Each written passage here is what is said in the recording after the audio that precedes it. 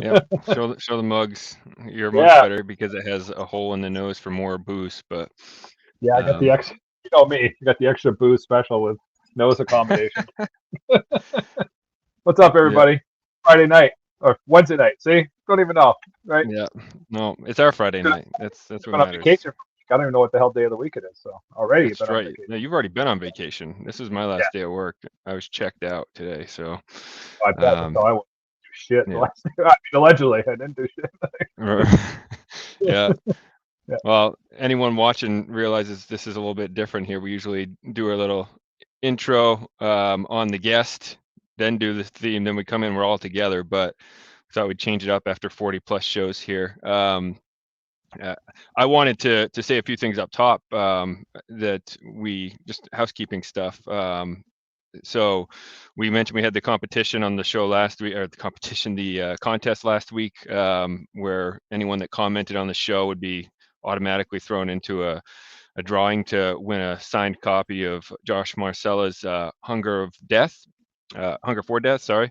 And I did pull the winner, which is Amy Baines. So if she's watching, Amy, we'll be needing your address to send you a copy of the book that Josh was so kind to send over to us.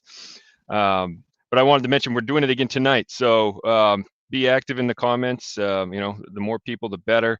We're going to do it again, but this time we're doing a copy of Richard Chismar's Chasing the Boogeyman. So we'll be giving that away. nice.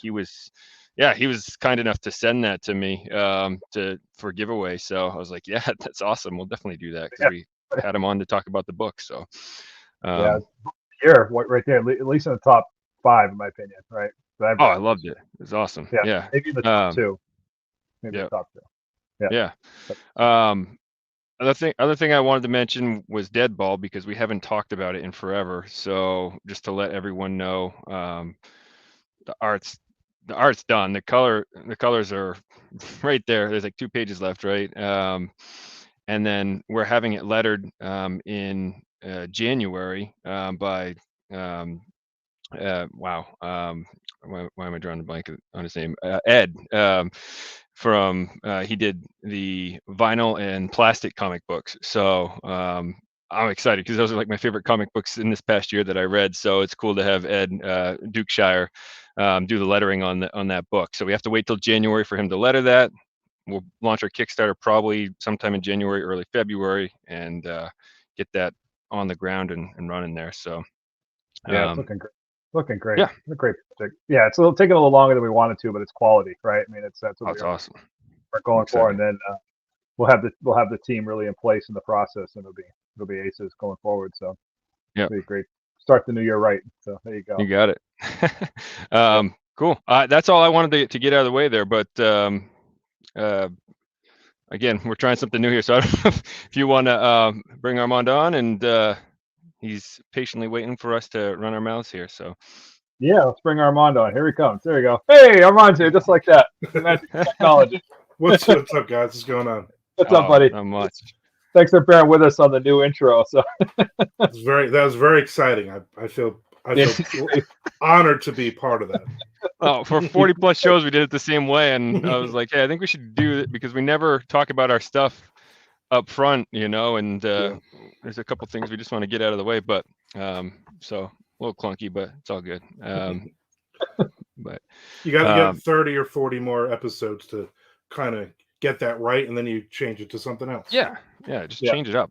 We usually have a third host, but he has 4 kids over for a sleepover tonight, apparently. So he's like, guys, I don't think I can be there. Okay, you could have had the kids running around in the background, but Yeah.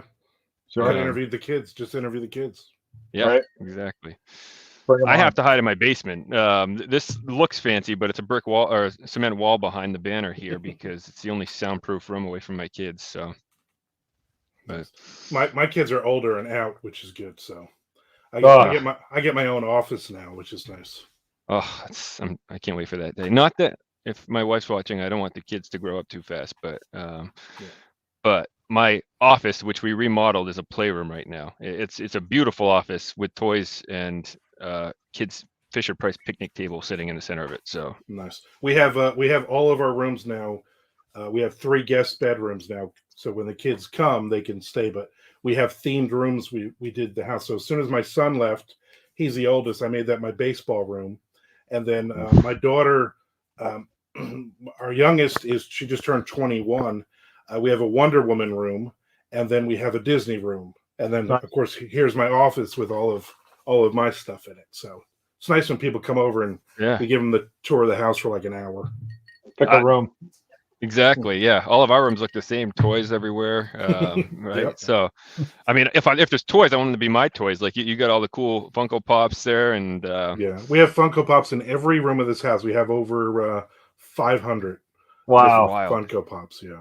Wow. That's awesome. Yeah, me and my wife are huge collectors of things. So she has a Coca-Cola kitchen, and we have just stuff everywhere, but on shelves and whatnot. So, wow, that's cool. I think I have 2 Funko Pops, but they're cool. But we talked about getting customs done for our comic book characters. I think that would be pretty badass. Yeah, those are pretty cool. They get expensive unless you're out in Washington. You can go to the store and get them done, but otherwise they're kind of crazy, the prices on them. That's why we haven't done it. yeah, exactly. Comics, Funko Pop. I don't know. Yeah. But like I was saying offline, couldn't wait to have you on. We have a lot in common, so it should be a fun show to shoot the shit. And it also, honestly, it helped me discover your podcast. I hadn't listened to it until the past few weeks after I had booked you, and I'm hooked because I'm an aspiring horror author. So just listening to you guys chat about process and what you do, and like honestly, I would have thought, just from seeing the volume of work that you have put out, it's pretty prolific. I would have thought that you just don't sleep, honestly. And I think it was your last show. You were talking about your process and how you write in like 90-minute blocks, and sometimes you only write a couple hours a day. And I was like, holy shit! Like that just shows right there. You don't need all day to do it to be successful. About 10 years ago, I went full time. I was making enough money as a writer to not have to do retail management anymore or any of that, which is great. But the writing part is such a small part of my daily routine now. It's 15-minute blocks, and I do like 3 of them a day, or I'll write for about an hour on Twitch Monday, Wednesday, or Friday. And that's really it. So the rest of it is promoting and the marketing and doing, being interviewed on podcasts, doing the Mando Method Podcast. And so it's all of that as well. And what I love about the podcast is we wanted, from the beginning when we started about 5 or 6 years ago, I said to my co-host Chuck Buda, I said, I don't want to BS.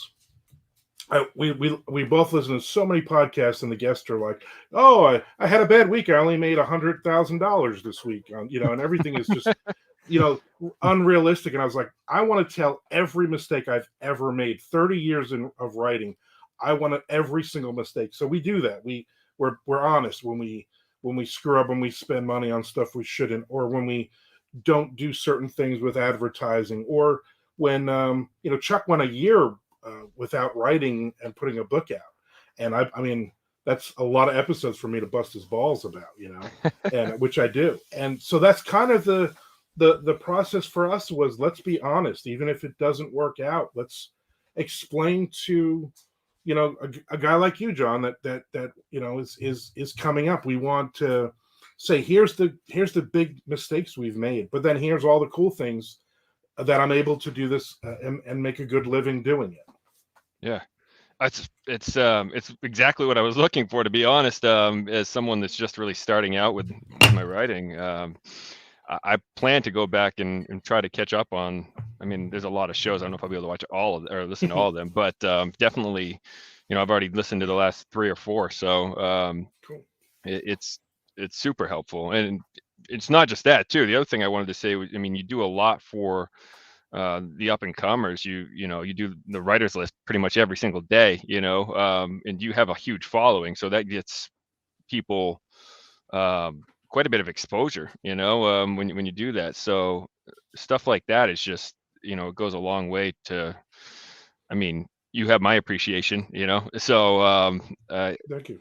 Yeah, I'm very big on paying it forward and mentoring new authors that are coming out, or people that are just kind of not really sure of what they're doing. So besides the podcast, I also will have weekly conversations or bi-weekly conversations with other authors. And when I started doing this, it was J.A. Conrath and Scott Nicholson were two heroes of mine, really great horror authors who went from being, big six published authors to indie authors when everything changed about 10 or 11 years ago. And I picked their brains, and I'm sure I annoyed the hell out of both of them a lot with a lot of dumb questions. And they really both helped, and they really basically both said, pay it forward, help other authors that come along. And for me, I'm a big believer in karma.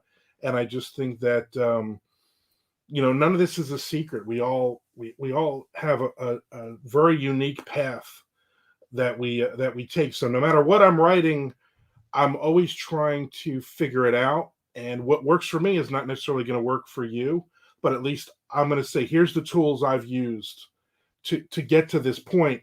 And other authors have said, hey, try this and this, and it works, or sometimes it doesn't work. But I appreciate that we're not in competition with one another. No reader reads one book a year and just picks that one, So most readers are going to read 80 to 100 books in a year or more. There's people that are reading 200 books a year.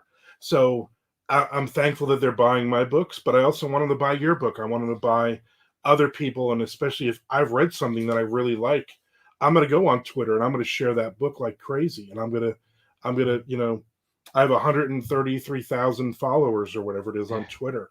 And that's all, none of them are paid for. That's all been built up. And for me, it's your book comes out and I like you and I like what you're doing, and I'm going to promote you. I'm going to throw it out there. I'm going to throw a bunch of tweets. I'm going to promote your book. And for me, that's, again, it's karma. Yeah. That's awesome. Yeah. I'm a big believer in that too, is just whatever we can do to give back. Right. And it's nice that there's that attitude overall. There's no separation or divisionism or thing that's going on. It's usually just people helping out each other. That we haven't run into real jerks in the comic world, the indie comic world like that either. So it's been very good. Yeah. It's been great. It's been awesome. Yep. You mentioned, making some mistakes. What would you say is some of the biggest or one of the biggest mistakes that you made early on as a new writer that you would recommend people not doing?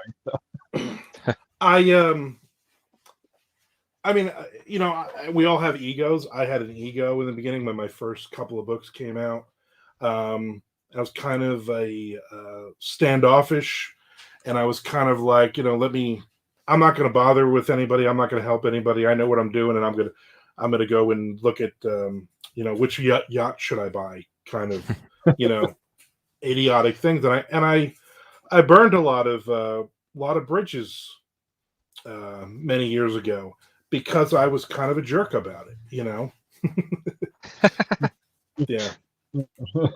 Captain, that's Jay Wilburn, author Jay Wilburn. You should definitely have him on if you haven't had him on before. Sure. Yeah, we'll talk to anybody. He is awesome, and we've written 5 books. We've co-written 5 books together, and we have another one that we do on Patreon together.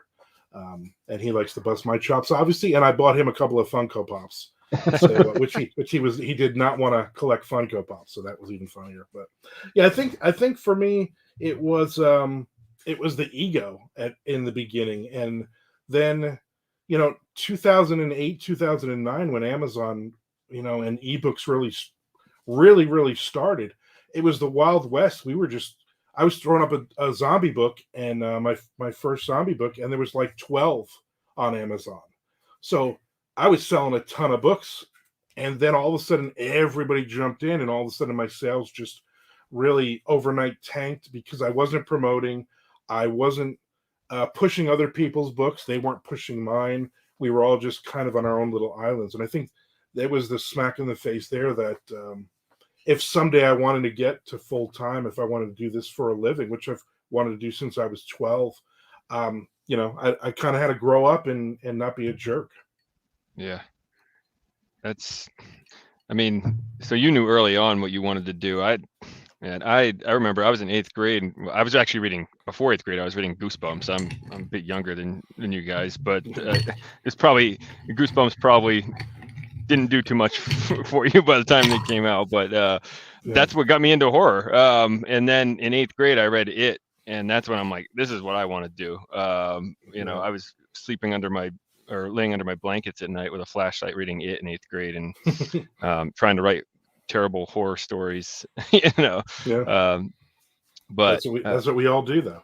Yeah, we all imitate and we write the garbage. I'm a big Dean Koontz fan.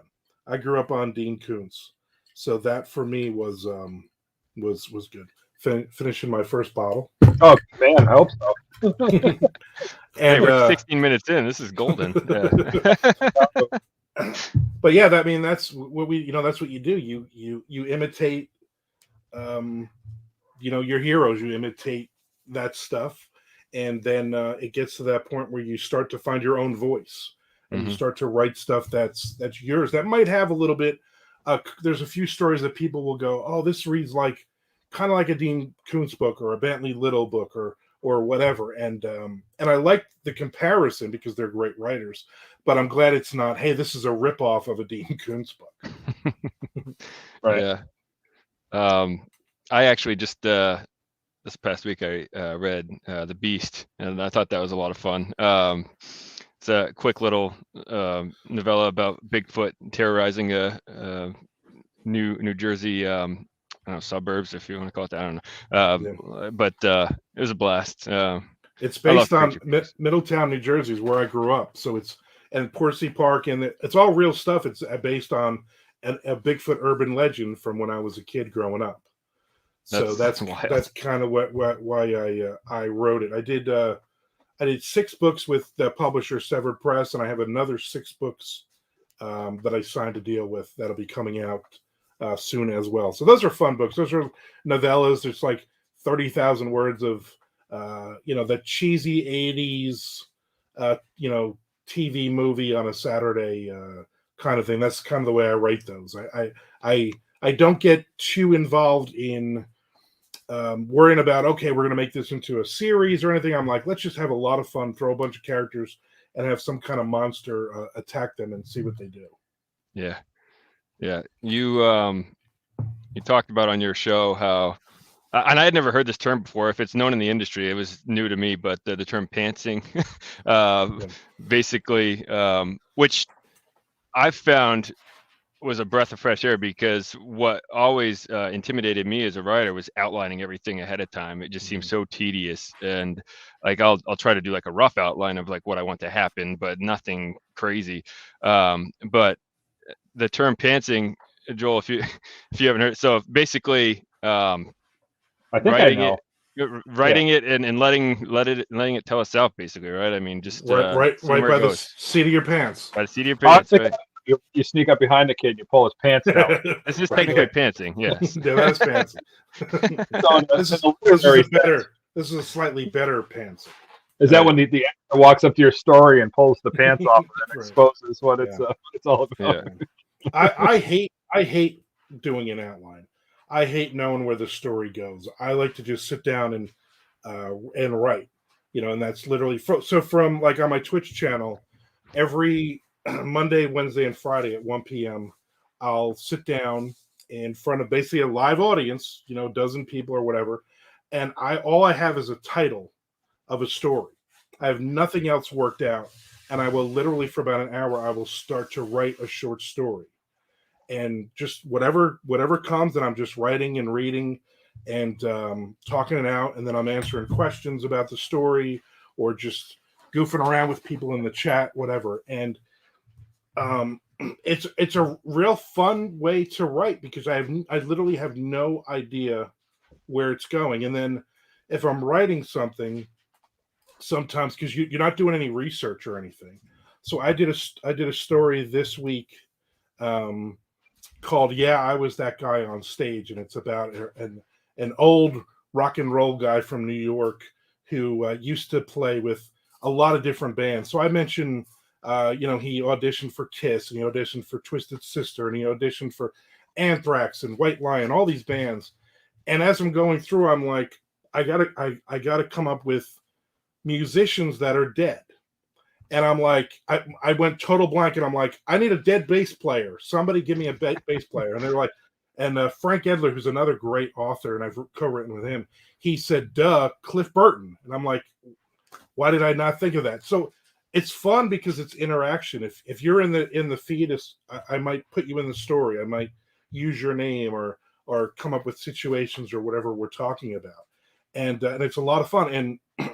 And Jay Wilburn, Captain Three Kidneys, he started doing Twitch a while ago, and I was watching him do this, and I was like, this is amazing how creative you can be doing this. And I wrote a story a couple weeks ago called 2 Bars Near the Maple Tree. And it's a line from the show The Sinner. And he just uses, Bill Pullman just says, somebody says, oh, well, you don't really have a reception out here at your house. He goes, I get 2 bars near the maple tree.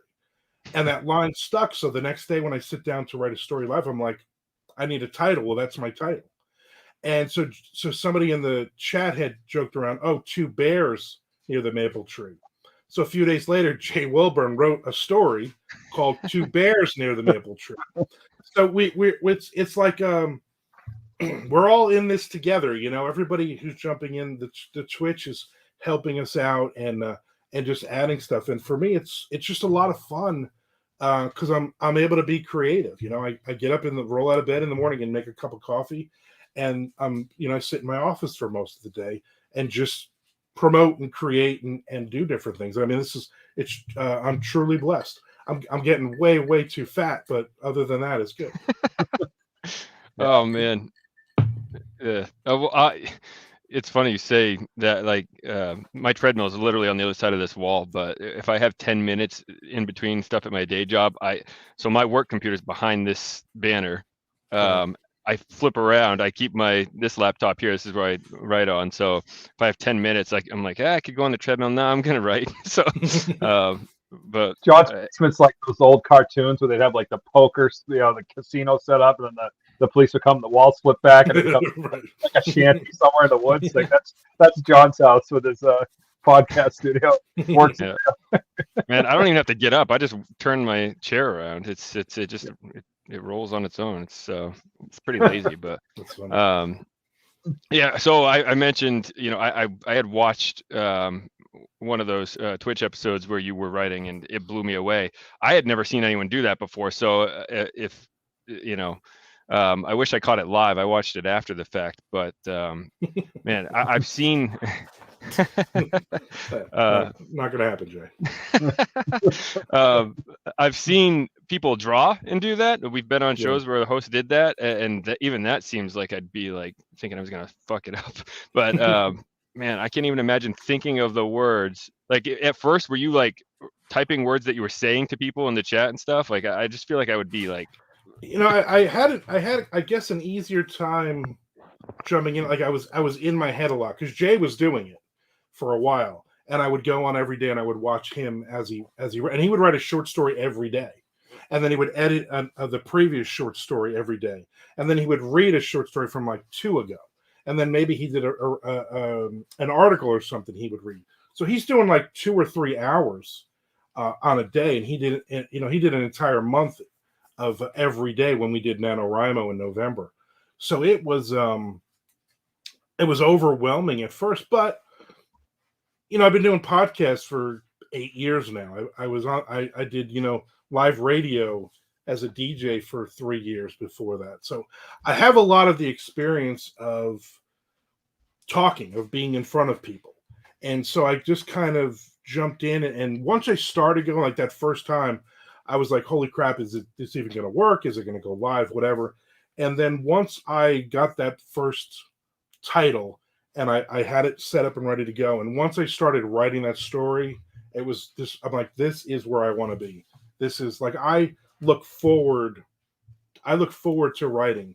I've had a cold for like a week now, and I felt like crap.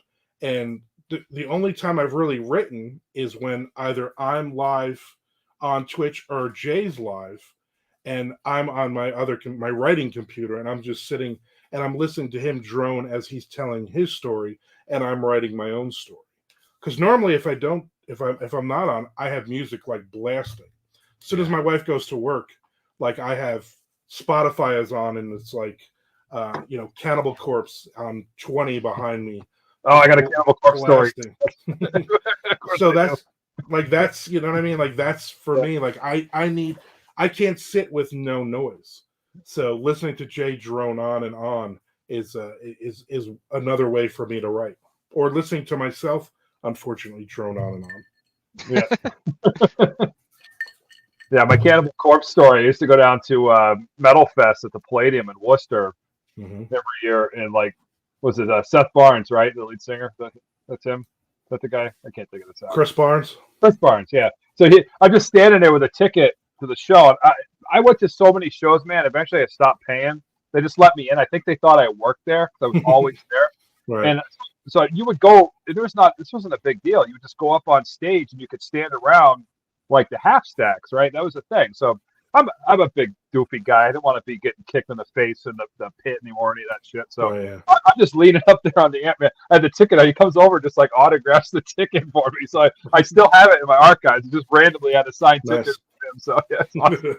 That's funny. Yeah, it's hilarious. So it's fun times. But yeah, we got. I wanted to make sure we talk bands. So who's some of the top acts that you enjoy? You mentioned Cannibal Corpse. Is there other thing?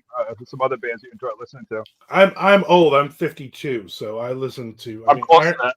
Good there. Yeah, Iron Maiden was 12 years old. That was Number of the Beast. My buddy Eric put that on and just blew me away. Yeah. And from there it's Judas Priest, and then I was lucky. I grew up in New Jersey, so I got to see a ton of bands. I got to go to Lemoore. The best story I always tell is when I was 14 years old, my cousin took me to a place called the Fountain Casino in New Jersey, and Twisted Sister headline. This is '84. This is before they were. This is like You Can't Stop Rock and Roll album, and Metallica. It was the first Metallica East Coast show with Kirk in the band, and Anthrax also before their album had come out. And those two bands and one or two other bands opened. And at 14 years old, I knew because I had all their demos and stuff, and I was a Twisted Sister fan. Those first two albums are phenomenal. So that was really cool. So there's another author, J.C. Walsh, who is a lot of fun, and he's a lot younger than me. He's like in his, I think he might be maybe just turned 40, and he's always going, "Hey, dude, listen to this band. If they sound like Exodus," and I'm like, "No, I'll just listen to Exodus." Like I don't want to listen to a band that sounds like Exodus. I want to listen to Exodus. I can listen to Exodus. So yeah, I'm very old school thrash metal. I listen to a lot of black metal, especially when I'm writing, and Celtic Frost, Bathory, some of the classics, I guess. Yeah. And I'm really not a huge fan of anything. Not a ton of new stuff here and there. Volbeat is all right. I mean, anything with a guitar, anything that's got a really good, there's a ton of bands that ripped off that Pantera crunch, right? And that's what I'll listen to. But I'll listen to specific songs like Lamb of God. It all sounds the same to me. Like it's one cool song, but they've written like 30 versions of that one cool song for me. Yeah. I'm glad I got to see. I saw Anthrax with Pantera and Anal Cunt down in Worcester. Oh wow! And that was so I'm glad I got to see Pantera, man. And I've also seen Down, of course, with Phil Anselmo's band. And to your point, like I'm not into like new metal and all that stuff. I'm really into like a lot of things with like shoegaze guitar, that kind of stuff, and more working in dynamics and things. It's still metal, I guess, but it's not just this level all the time. They're actually working, like I said, dynamic and things. There's a great band I love out of Oakland is Death Heaven. Although their new album, you love it or hate it. There's no middle ground there because they totally they switched over from their style. But but those and I got to the point too where like the lyrics are all kind of bullshit. So I went into like a lot of instrumental stuff and just listened to a lot of that like prog metal type stuff is cool too. Like if you got nothing cool to say, like don't have a vocalist, like get that guy out of here. So just pretty much I got to see Pantera before or right when Cowboys from Hell came out at the Fastlane. Undercut Phil, where you had the like at the Fastlane in Asbury Park, and there was like 15 people there. Holy shit! And it was amazing. I didn't even know who they were, but I knew it was a metal band from Texas come into play, and I went to see every band. And there was a band, can't think of the name of them. They were a Jersey band. They were opening for them, and I really went to see them because one of the guys, the singer, was like a cousin of one of my friends or something. So we went. It was like $15, and like Panther. I don't even know who that is. So we went and saw it, and I was just blown away. It was one of the few times I've seen a band like I knew nothing about that I was actually blown away, that I went out immediately and bought the album. Yeah. Wow. Yeah, they were just another level. I'm so glad, like I said, that I got to see that. I mean, then of course everything went down with Dime, and then we lost Vinny recently too. He went to play with Hell Yeah, which was the guys from Mushroom Head, and Tommy Maxwell from Nothing Face from Baltimore. And I'm actually friends with those guys too. So it's kind of, I never got to go see them or anything. It's like, get going there. But yeah, it's such a good era. We were talking before the show, back in like the mid 90s, John, or I was listening, you could go out on a night like tonight on a Wednesday night to like anywhere, any venue, like coffee shop, bar. There'd be 300-400 people there on a Wednesday night just to see bands. It wasn't that they were there to drink; they were there to see bands and drink. Right? That was like the thing. It was an incredible time. And I don't know, man, if we'll ever see that again because of like the internet collaborations and the COVID thing. I don't know, man. But that was like you went to clubs. You went to growing up in New Jersey. Monday night I was at Murphy's Law. Tuesday night we were at Obsessions in Randolph. Wednesday we were here. Thursday, we were at Lemoore on a Friday night or a Saturday night. We were at somewhere in Brooklyn or New York, or we'd go to the Limelight because some brand new band was playing. Like literally every single night, 7 days. You can go for months and see a band. There was a band playing somewhere, and you don't even see the same band, which is great. Like you could just go like random. I'm just going to go and see random bands, and it was all amazing. There was a I grew up in the 80s, so I listened to a lot of the hair bands, I guess you would call them. But like Dirty Looks was a great band out of Pennsylvania, and I must have seen them 24 times.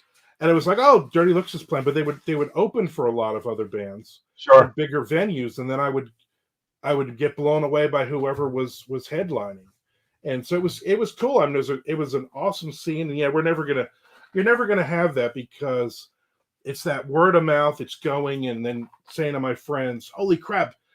I just saw Kix at somewhere. I saw Jet Boy or whoever," and people were just boom, or just then we would go see them again, and you'd see them when they came around again, or like a lot of At the Gates, when At the Gates played the Stone Pony.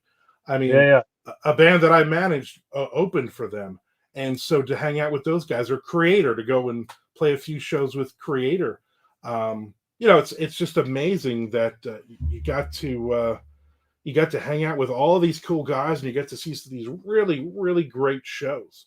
I did an interview. I used to do a magazine called Black Moon Magazine in the 90s.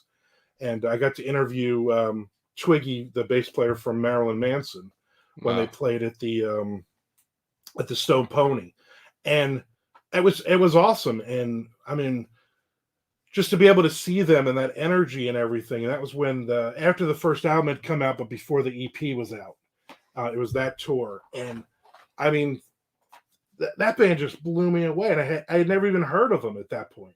Like I did some research, I read a couple of magazine articles, and went in like an idiot, 20-something years old. I'm like, "Oh, you're the bass player of Marilyn Manson. Tell me about the band." Kind of stupid interview. And the guys were really cool, and you got to hang out backstage, and Marilyn Manson stalking around and stuff. I mean, it just was a lot of fun. But now, if you like something, you look it up, and you got their Wikipedia page and 4,000 other things, and every single thing about the band, and that's I think what, as a metal fan, for me, what ruins it, because a new band will come out and it's immediately like I love to go and find out and like go to see White Lion at Lemoore, and somebody said, "Hey, the drummer used to play in Anthrax," and I'm like, I had no idea.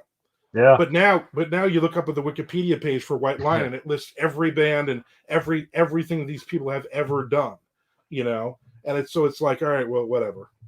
Yeah. Yeah. I mean, back then there was like, if you were in a band, you just had a never say no mentality. So if somebody offered you a show, you went and played it. There was the idea of like, hey, if we can get 1 or 2 or 3 people to like our shit, like then we connected, like then we got something out there. I told John I saw this band Bane out of Worcester, and Bane got really big if you're in the underground punk hard rock scene.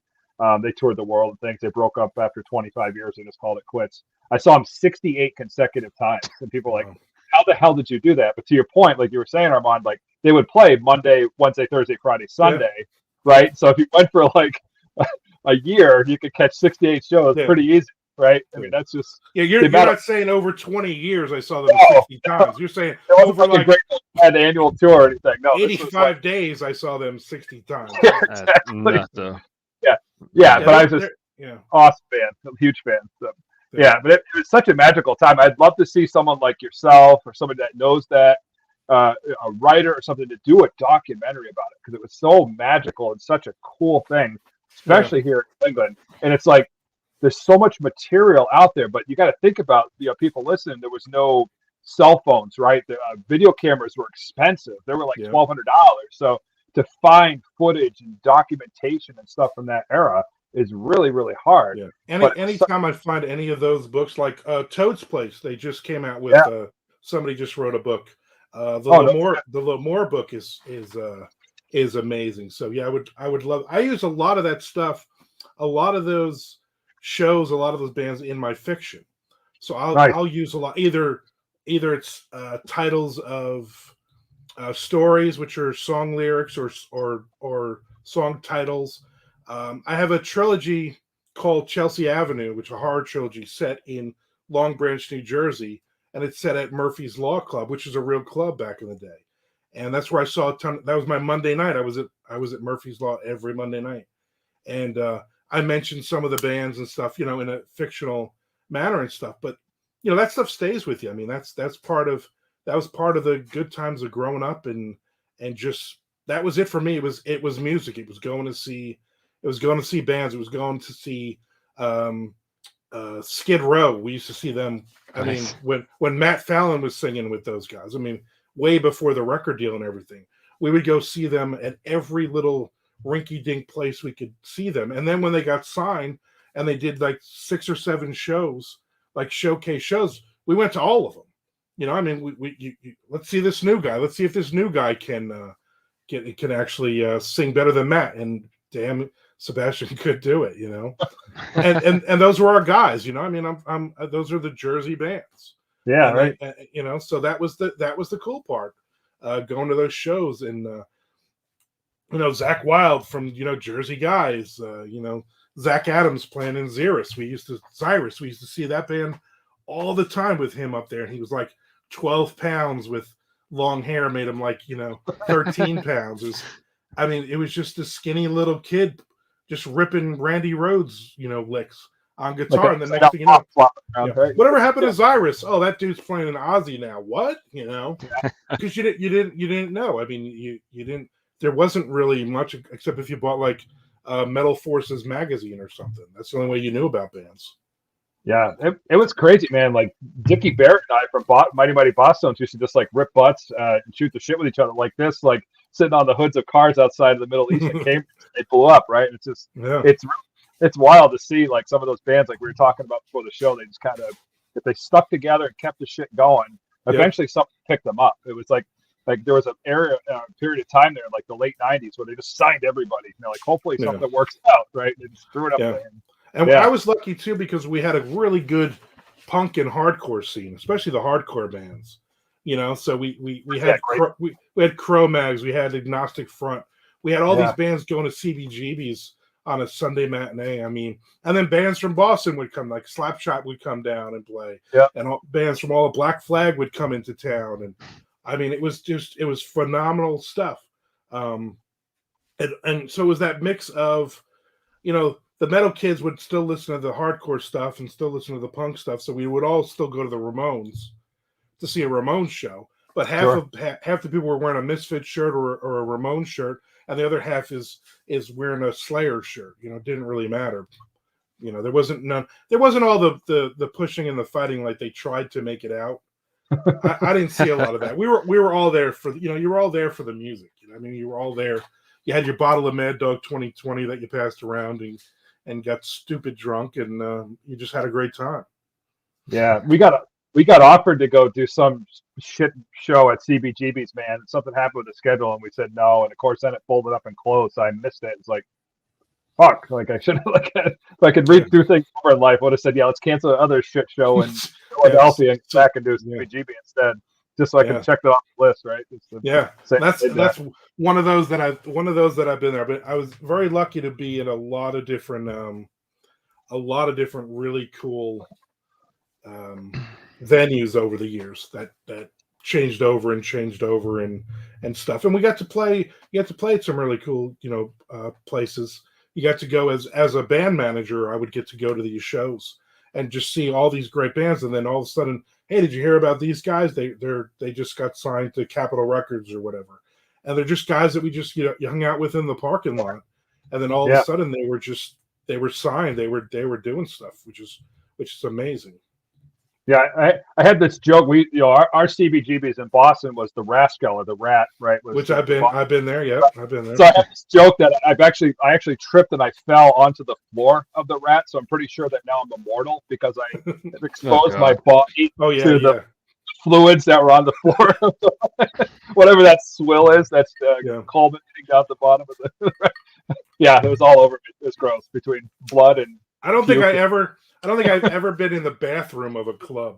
I've taken a shit at least too, so I might be immortal. I don't think I've ever gone. The closest I came was the Stone Pony during Dio played in the 90s, and some chick had to go to the bathroom really, really bad, and she was like totally drunk, and I was going to be the big hero, and there's a line for the bathroom, so of course I literally, like, I'm almost carrying her, and I'm like, get out of my way, and I'm a bigger guy. And I basically pushed through, and the dude was just coming out of the toilet, and I yanked him out, and I'm like, here you go, honey. And then I hung out like an idiot outside waiting for her, and then she just walked right past me. Like, I really thought I was going to get laid because I let her into the bathroom, That's how it worked back then. That's how we did things. I mean, when I met my wife, it was on New Year's Eve at a club, and I offered to get her a water because she was drunk. So that was my move. Nice. I guess it worked, right? It worked.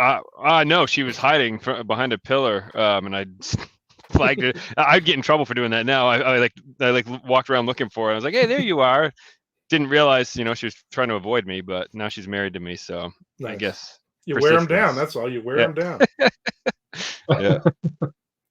Yeah. My son is he's not so much right now, but he's 7, and he has been so into 80s rock, and it's hilarious watching him try to pretend to play a guitar, but he'll put like the 80s rock videos on YouTube, and I'll be sitting there like Motley Crue will come on, or I'm trying to think, like Poison, or like, and just some of the the video vixens they had back in the day will just come. I'm like, oh shit, I'm like, I don't know if I can let you watch this, buddy. Yeah, those are some great videos for when he turns like 12.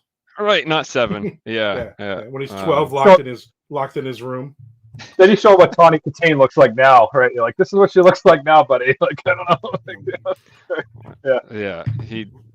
I just I feel like I made a dad mistake there on that, but I was pumped that he liked the music. So I was buying him the CDs, and I'd hear him cranking Motley Crue in his bedroom. It's just hilarious, but it's funny that and I didn't push that on him. He just was. I played a Motley Crue song once, and he's sitting in his car seat like jamming out, and he used to listen to like freaking Old MacDonald Had a Farm, so, and then he hears this, he's like, what is this? So my son, when he was growing up, used to because he loved playing the Tony Hawk video games, and they would have the Misfits, and they would have some Motley Crue. There was a lot of really cool stuff in there, so he started listening to a lot of that. But then I started like, here, listen to this, and now he listens to shitty rap music. So yeah, man. Yeah, now you do crossover. That's all. We'll do like an 80s rock, rap or hip hop crossover, right? Like, I think of Run DMC and Aerosmith. Yeah. Yeah. My mind goes to that. But Yeah. Do more of that, right? Yeah. Coming back around. Yeah. So don't blow it with your kid. Let them do what they're doing and just. Oh yeah. I won't stop it. He's so far he hasn't listened to any country, which I'm thrilled about. Sorry for any country lovers out there. Hey, how rude, John. How rude. Right, I just apologize. You don't understand. Like, so growing up, so when I was younger, my mom listened to country. My dad listened to rock. Like I was listening to like AC/DC and Slaughter and stuff like that. And then all of a sudden he started listening to country too. And I was like, what the hell? So like everywhere we drove, that's all I would be listening to. And I made a pact with myself. I was like, I will not do that to my kids. My wife listens to country music. Like she grew up here in Jacksonville, Florida. So she listened to country. So the last concert I went to was Brad Paisley.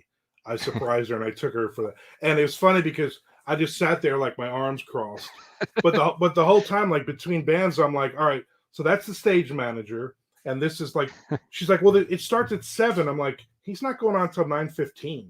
She's like, what are you talking about? I'm like, this is how this works. Like the first band's 20 minutes. The second band's 45 minutes. This is the break. Like the whole, and for me, it was great because it was a big concert. And I hadn't been to a big concert in a long, long time to see the breakdowns and how they're moving, how they're doing the stages and everything else. So for me, that was the fun part. And then of course she knows every Brad Paisley song, so she had fun actually watching him. And the cool part was he played "Hot for Teacher" at in the middle of the set. Which no kidding! Pretty cool, yeah. Yeah, that's cool. I'll have to send you some good country bands, John, just so you can change your disdain. That's right? Not gonna happen. No, this is good crossover stuff. I'll have to send you. There's not. My truck broke, my wife ran away, and my dog died. It's not clearly that's the country that's that just stained my memories. Yeah. Send you shit doing LSD and fucking smoking weed and like experiencing interdimensional demons on a third plane. That's the country I'm gonna send you. Yeah, you're gonna go there. Man. No, the stuff that my parents listened to is not that. And then but I knew the words to country songs, right? So because it was just embedded in my brain, and my wife was from a town similar to my hometown, so I thought she liked country. So I actually sang some at karaoke one time when we first started dating, and the look on her face, she was disgusted that I knew Tim McGraw. She was like, what are you singing right now? And I was like, oh shit. That's funny. Yeah. So at least she didn't, I didn't have to worry about listening to that with her. So it worked out. But yeah, that's good. Yeah.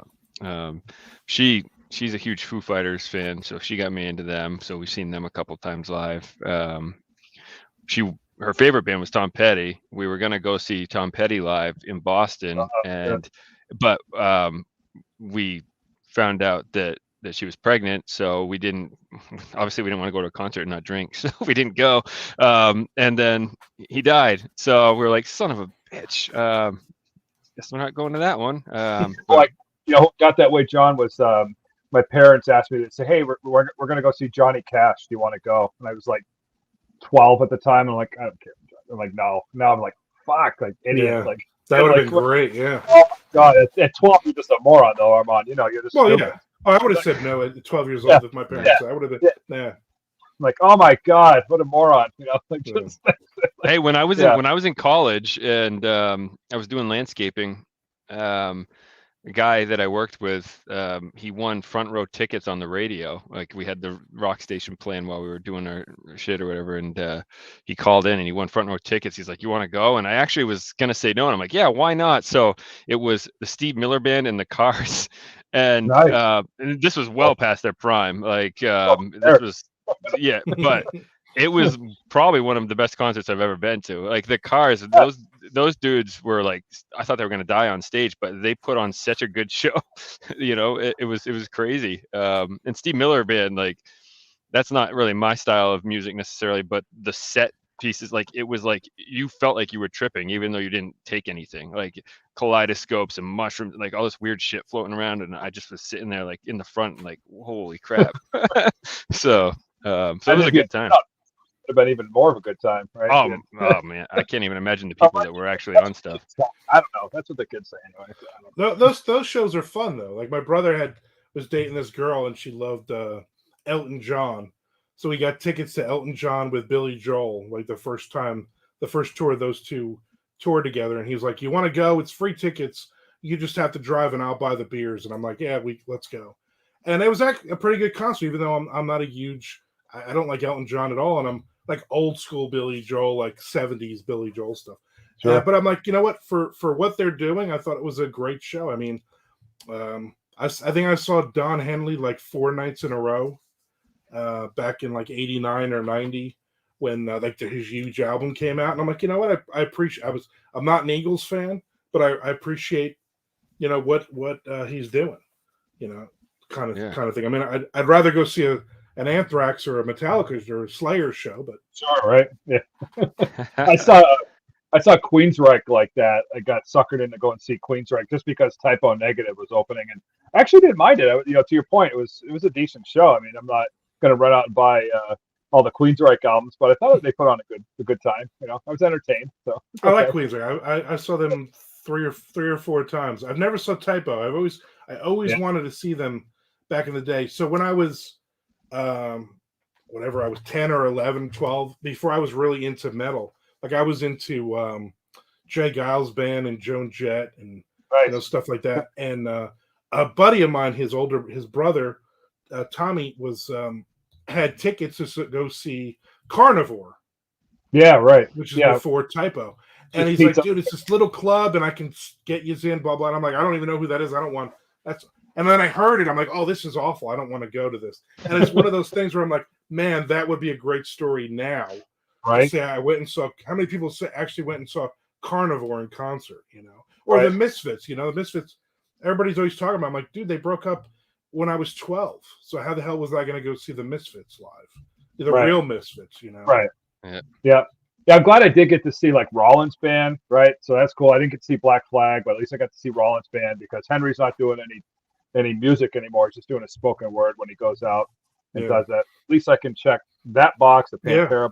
Like that's cool. I did get to see Typo, and the reason I got into Typo was that Sal, their drummer, was playing for Life of Agony. So Life of Agony on Roadrunner, and that like man, Roadrunner for a period of time there in like the early 90s, everything that they signed was quality.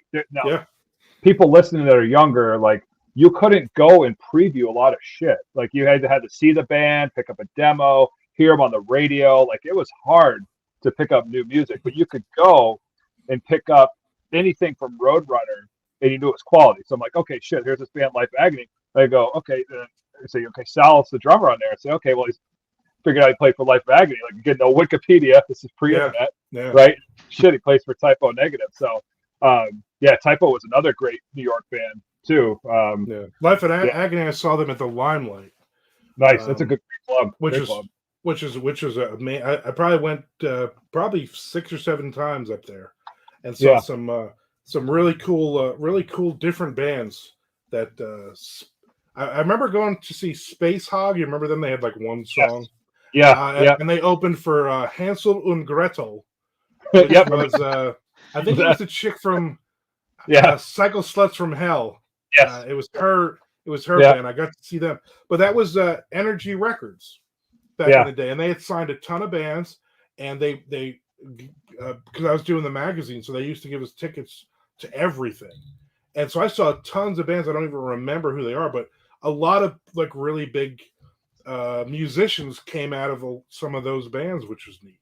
Yeah, this is incredible talent. It was such a cool era, man. It's just I hope it comes back to that. I don't know if it'll ever be like that again, because now you're seeing people do collaborations like this, right?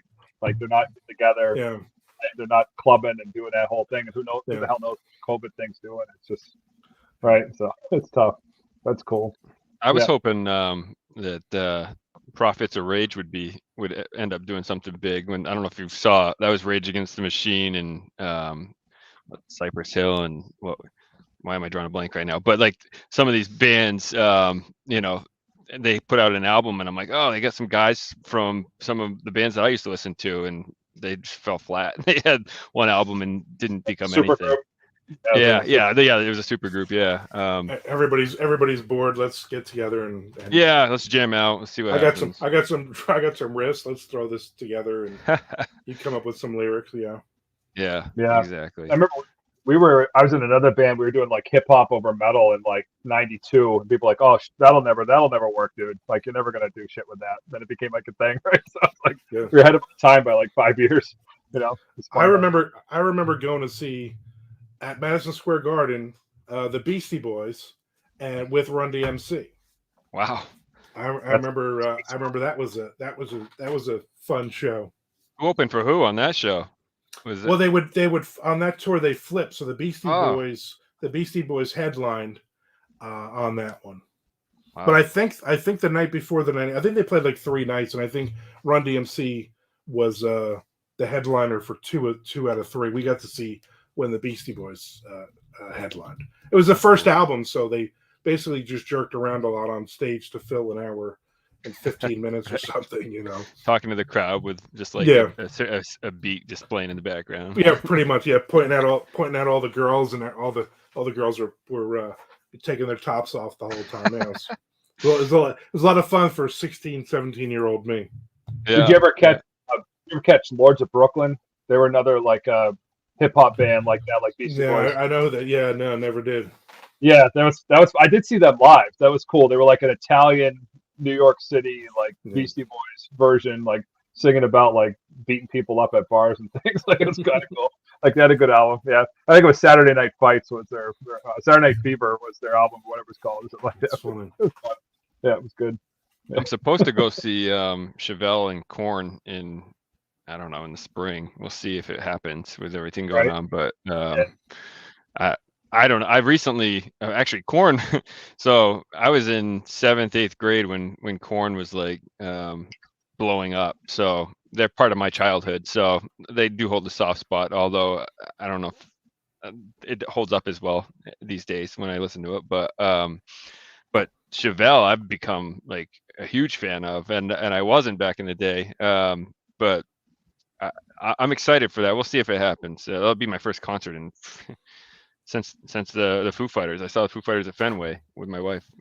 I don't know how many years ago now. Time's just blending together, but great segue to baseball, John. Thanks for bringing up Fenway. Yes. Well, that was actually going to be my segue, so I'm glad you picked up on it.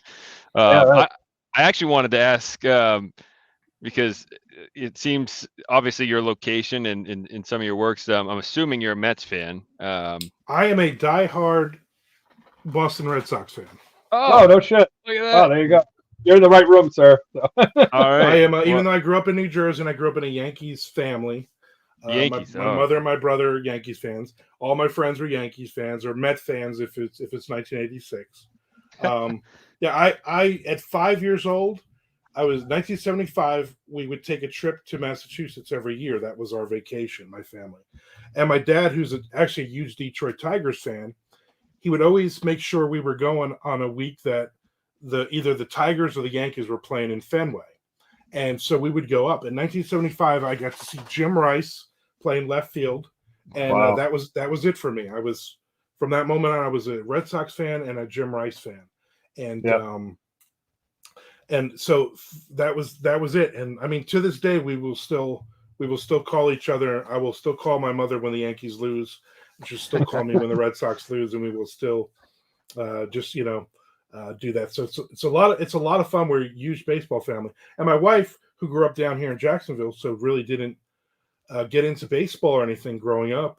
When she saw my passion, and when we started to go into minor league games, then she really got into it, and she's a huge fan. So we have the Jacksonville Jumbo Shrimp, which is now the AAA for the Marlins, and we're season ticket holders. I even wrote a book called A View from My Seat, my baseball season with the Jumbo Shrimp. It's the 2017 season, the first year they were the Shrimp. And I got to interview players and staff. And in that book, there's a lot of stories about growing up as a Red Sox fan in New Jersey. And my parents tell stories. My dad, my grandfather worked for Ballantyne's Beer in the 60s. And so he used to work with the Yankees. And so he had box seats, and the Phil Rizzuto Elston Howard and all these Yankees greats used to come to my grandparents on a Sunday for meatballs and pasta before the games and stuff.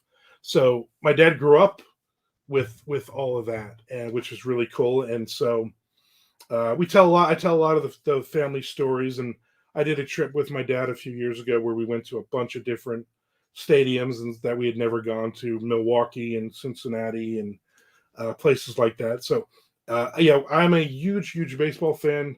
I still watch. One of the things up on my bar is always the transactions page, and we've actually had players that live with us for the Jumbo Shrimp. Oh wow! Over the years, so guys, there's a pitcher, Kyle Keller, who got up to the Marlins, and we got to go see him pitch.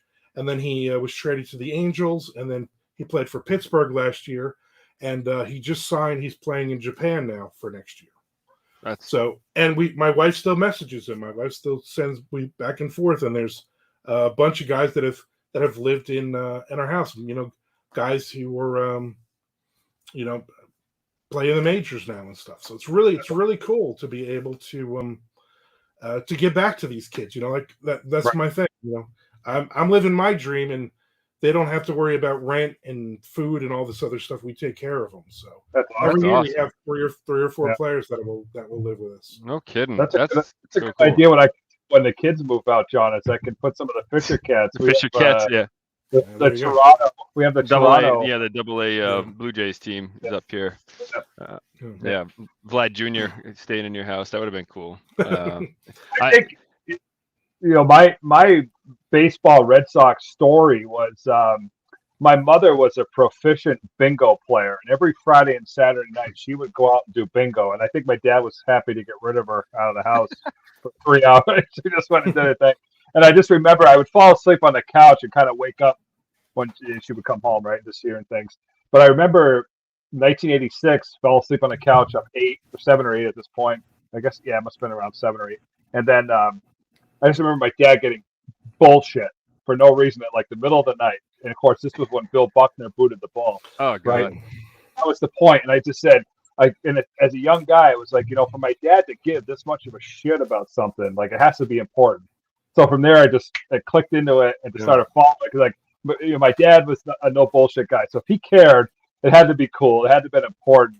So that was the moment. If Bill Buckner hadn't booted that ball, my dad didn't lose his shit. Like, I don't know if I would be a Red Sox fan today. So maybe that was part of the whole thing. I was 16, and I had all my friends were over, and they're all Mets fans. They were all Yankees fans until '86. They were suddenly all Mets fans. Sure. And I remember we were watching it with my parents, and that ball goes through Buckner's legs, and I was stunned. And when the game was all over, 16 years old, fighting back the tears, I got up and I just said, "I'm going to bed," and I just went to bed. And I was miserable, and nobody busted my chops because they knew, like, holy crap, this is like a serious thing. Like, I was wearing my Jim Rice jersey to school every day, and I had my Red Sox hat on. I was huge into that, and I'm still. We have an entire room in our house that is, Red Sox. That's awesome. That's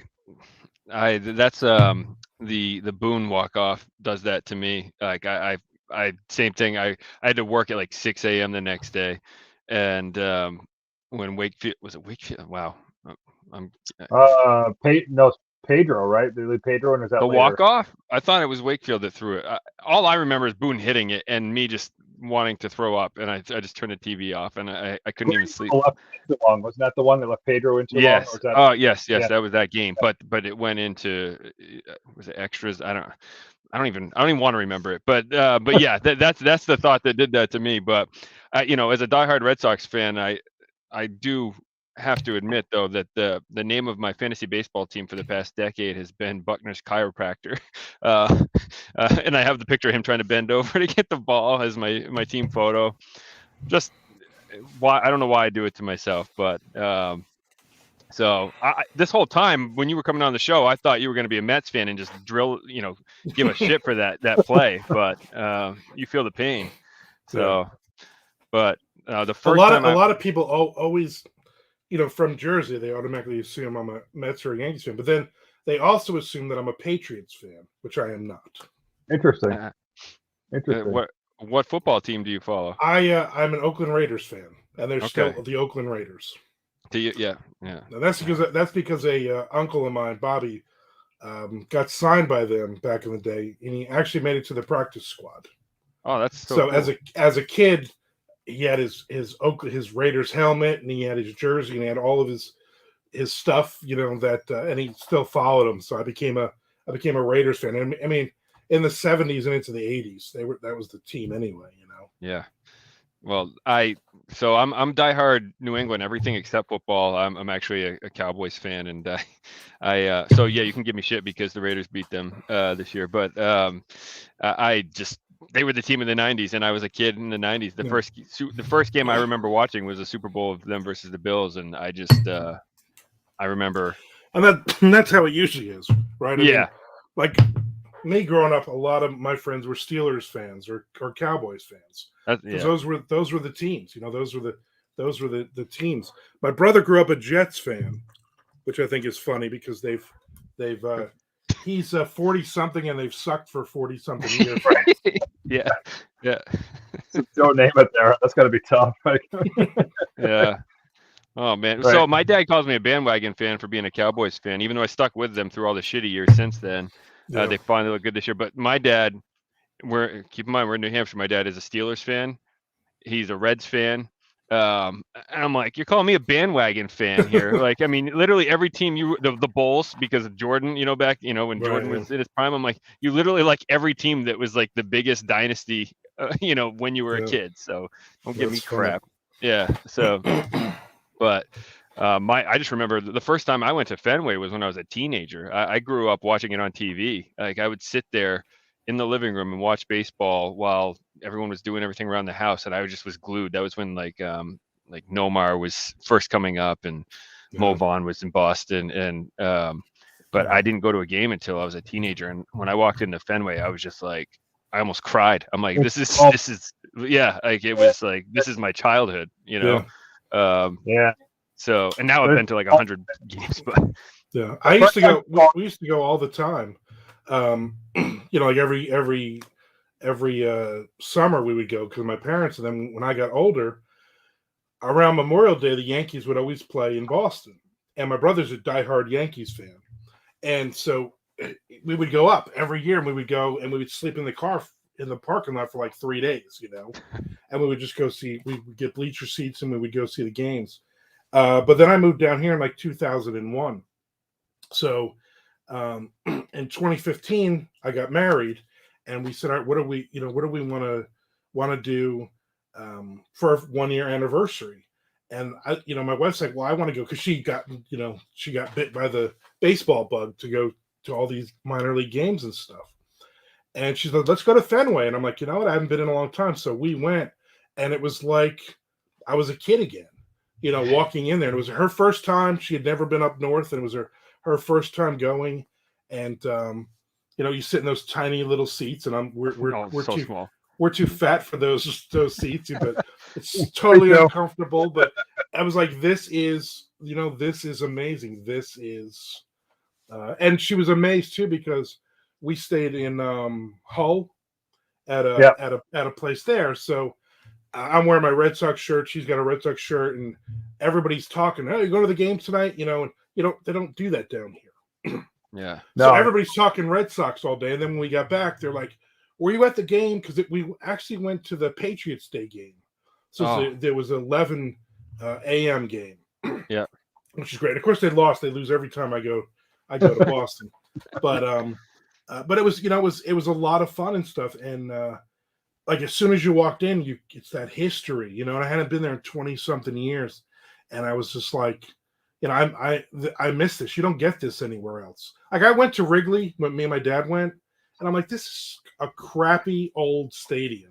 I've never been. I've wanted to, but it's not. Yeah. Like it was like this is the highlight. Like we're gonna go to Wrigley. I'm like, this stadium is awful. Like the sight lines are awful. Everything is just awful. And so I like Cleveland. When we went to Cleveland, that's a nice, pretty stadium. There's some really good stadiums. Milwaukee was a great stadium. I've heard You know, that. Yeah, yeah. I mean, anywhere you sit there, it's like a giant parking lot, and then there's a stadium, and it was good. So we go to Atlanta a lot because one of her vendors does the landscaping for all the Braves stadiums. So one year they took care of her, and we went to a Braves game, and we went to the VIP treatment. So you get the buffet beforehand, and then they come around with drinks and food all during the game, right behind home plate. And then we went to their Gwinnett, to their AAA, and we were seats right behind home, like literally behind home plate. And then we went to Rome, Georgia, to see the Braves, and we had the buffet and everything. So like, they really treat her well when we go to these games, which is that's awesome. Which is really cool. So we enjoy it. I like going to those games. Except it's funny. It's like, when was the last time we paid for a game? You know, we normally will go to these games and you get free tickets and you get the VIP treatment. There's a hockey team here in town, Jacksonville Icemen, and one of our vendors has a box. So we'll go to the arena and we'll go sit in the box. And it's funny, one time we were there and there's like 20 people in the box with us. And everybody starts freaking out. Why'd they pull the goalie? So I'm like, all right, let me explain the rules of hockey to everybody real quick. You know, this is why the goalie was pulled. And it's funny, because you're in Florida. Nobody's really, nobody's really a hockey fan. I don't care what you say. You're not a Florida Panthers fan. Yeah, it's interesting when you go to other parts of the country with baseball. Like, I've been to a game at the Jake in Cleveland there, and like, people kind of don't give a shit that there's a game going on. Right, they're on their laptops, they're talking to each other. There's like all this stuff going on, right? Whereas when you go to Fenway, like, we're hanging on every freaking pitch, man. Yeah. We're like yelling at the ump. We're like, no, man, that was a strike. That was a ball. Like, they don't give a shit in Cleveland, dude. They're like, whatever. Like, oh, there's a baseball game. Hey, look at that. You know? We'll go to a Dodgers game. Nobody even stays for half the game. Yeah. Or even the Yanks can't even sell out their front row seats because they're so expensive, you know. Yeah. But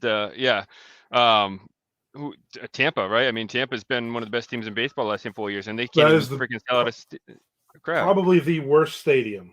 Oh, I've heard it's Trop is terrible. Oh, yeah. What's terrible? Like, it puts me to sleep, that drone. Like, when you have that on the TV, dude. If I want to go take a nap, I put on the game, I turn up the volume, and I'm out. Like, that's a horrible stadium. I've gone to a couple games. I've gone to Red Sox games, and there was more, like 80% of the crowd is Red Sox. Yeah. And those were winning seasons too. I mean, just nobody cares. Even now, like with them as good as they've been the last few years, I think it still would be like that. Just, Sox fans travel and there's so many seats. Like the Jays have been good. Like it's always been, you go up to Toronto. I haven't gone, but like it's a big thing for Boston fans to go up to Toronto because seats were so cheap and they just never sold out. And even with the team good, it was like, I mean, granted, I think they played out in New York last year, but I was going to say, I mean, you're in Florida now. What's that? Should move Toronto should move to Buffalo. That would be awesome. Right? Yeah, that'd be Buffalo. cool. All right. Yeah. Fine. Get out of Toronto. Bring it down to Buffalo. I was going to say, though, so, I mean, you're down in Florida. I don't know if you've done this during spring training, but pre 9/11, it was a different ball game. Like, we used to go down to Florida for 2 weeks every year, and we'd stay in the Kissimmee area. And so the Sox are my team, but because they were in Fort Myers, we never went down to see them, but we would go to Astros camp every day. Like my dad, my dad would push, like he thought we were going to be professional baseball players. He took us to MLB tryouts and I'm like, man, we're good, but we're not amazing. Like, we're not even the best kids on our team in a small town in New Hampshire. Like, we're not going to be freaking going up there with a wooden bat hitting 100-mile-an-hour fastballs. But we used to go to Astros camp, and before 9/11, you could walk around. Like, I was just commingling with the players. Like I would like Jeff Bagwell, Craig Biggio, Lance Berkman, Roy Oswalt, like those guys, like would just sit there and talk to you. Like, well, not Biggio was kind of a prick, but Jeff Bagwell would go up and sign 1,000 people online. He would just sign everyone's autograph. He was the nicest dude, and I have so many fond experiences of going to spring training. We would go to so many games, and but just talking, like Jimmy Williams was the coach for the Astros for a bit. He coached here in Boston. Yeah. So I used to chat with him 2 years in a row before he got fired. He would, one year he asked if I was going to be a ball player. I said, yeah. And then next year we brought down a picture of him talking to me and had him sign it. But so there's just so many stories from the spring training, not even just going to the games, going to the practices, watching them do the drills, just talking to them. But do you get to a ton of spring training stuff down there? Yeah, we do. We go down for the Marlins. We would go down because, again, we would go over to the minor league camp, and we knew a lot of the players. A lot of the guys had lived with us the year previous, and all that. So we would go down. In fact, we went down in 2020 in March, and we were down there, and that was the last spring training game, and then they canceled the rest of spring training because of COVID.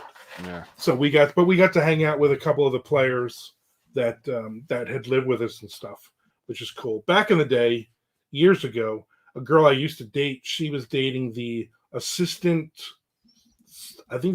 trainer for the Astros, because she lives in Houston, and so she would get me tickets. So I would go to all those Astros games, and I would always bring my dad when they were playing the Tigers, because he's a Tigers fan. So we would always go to those games and get and meet the players and stuff, which is always really cool. And he would always say, I don't give a shit about these Astros players. I want to meet the Tigers players. Right. Oh man, the Tigers had their window too with Miggy and Verlander and they're coming back this year though. They're stacking. They're stacking on the top. They are paying people, but when we went on that trip, me and my dad, we did I think 7 or 8 stadiums in a week, in 10 days or something. Just me and him in driving in the van going. And one of the games happened to be on his birthday. We went to see the Tigers, and Verlander pitched. It was one of his last games pitching and they won.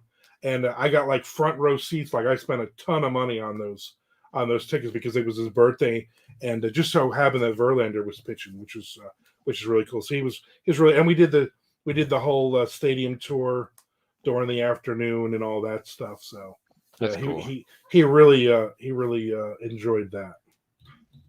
I got to do the tour of Fenway for my birthday one year. My wife set it all up, and we were going to a Sox Yanks game. It was my first Sox Yanks game, and I didn't even see the first pitch. It was a Jeter home run off Beckett. I was talking to my wife, and all of a sudden the crowd starts booing, and I'm like, "What the game started?" And he gave up 7 runs that game, 4 home runs. They got destroyed.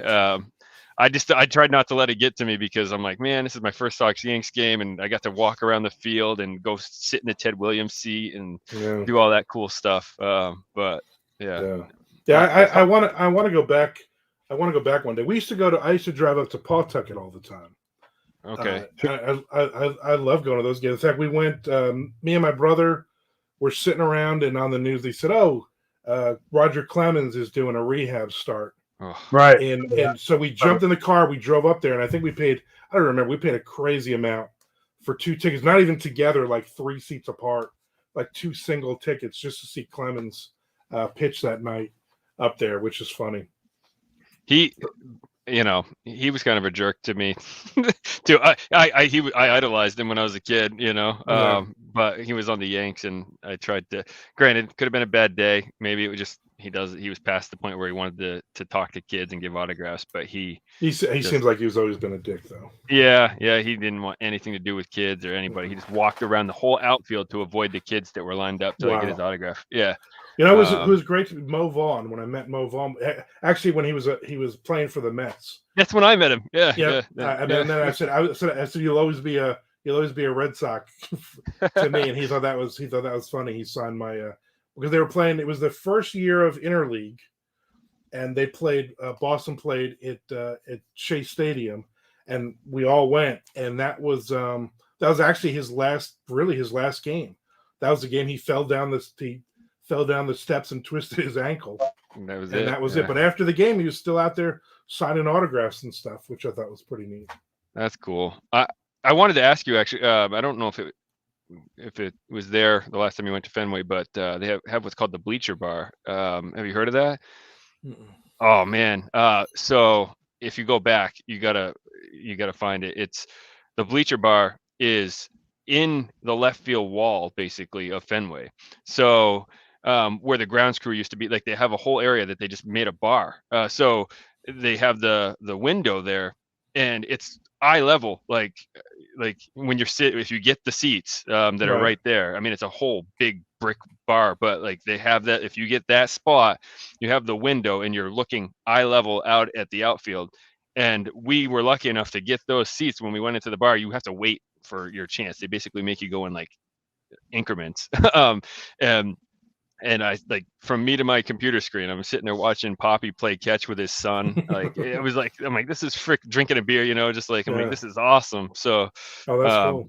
Yeah, so it's right. It's not part of Fenway. You got to go around the outside, and it's you'll see the Bleacher Bar sign. But yeah, it's awesome. So that's cool. But top two games I saw at Fenway, I saw Nomar hit the 3 home runs on his birthday. I saw that, and it was like 9,000 people there. Nobody went back then. People forget about that. Nobody went to Fenway. And then I also saw David Wells, Randy Johnson. David Wells pitched a complete game 1 hitter and won against Randy Johnson. So wow. I wish I got to see Randy Johnson pitch. Oh man, that would have been cool. I was a big Wells fan. When Wells won, when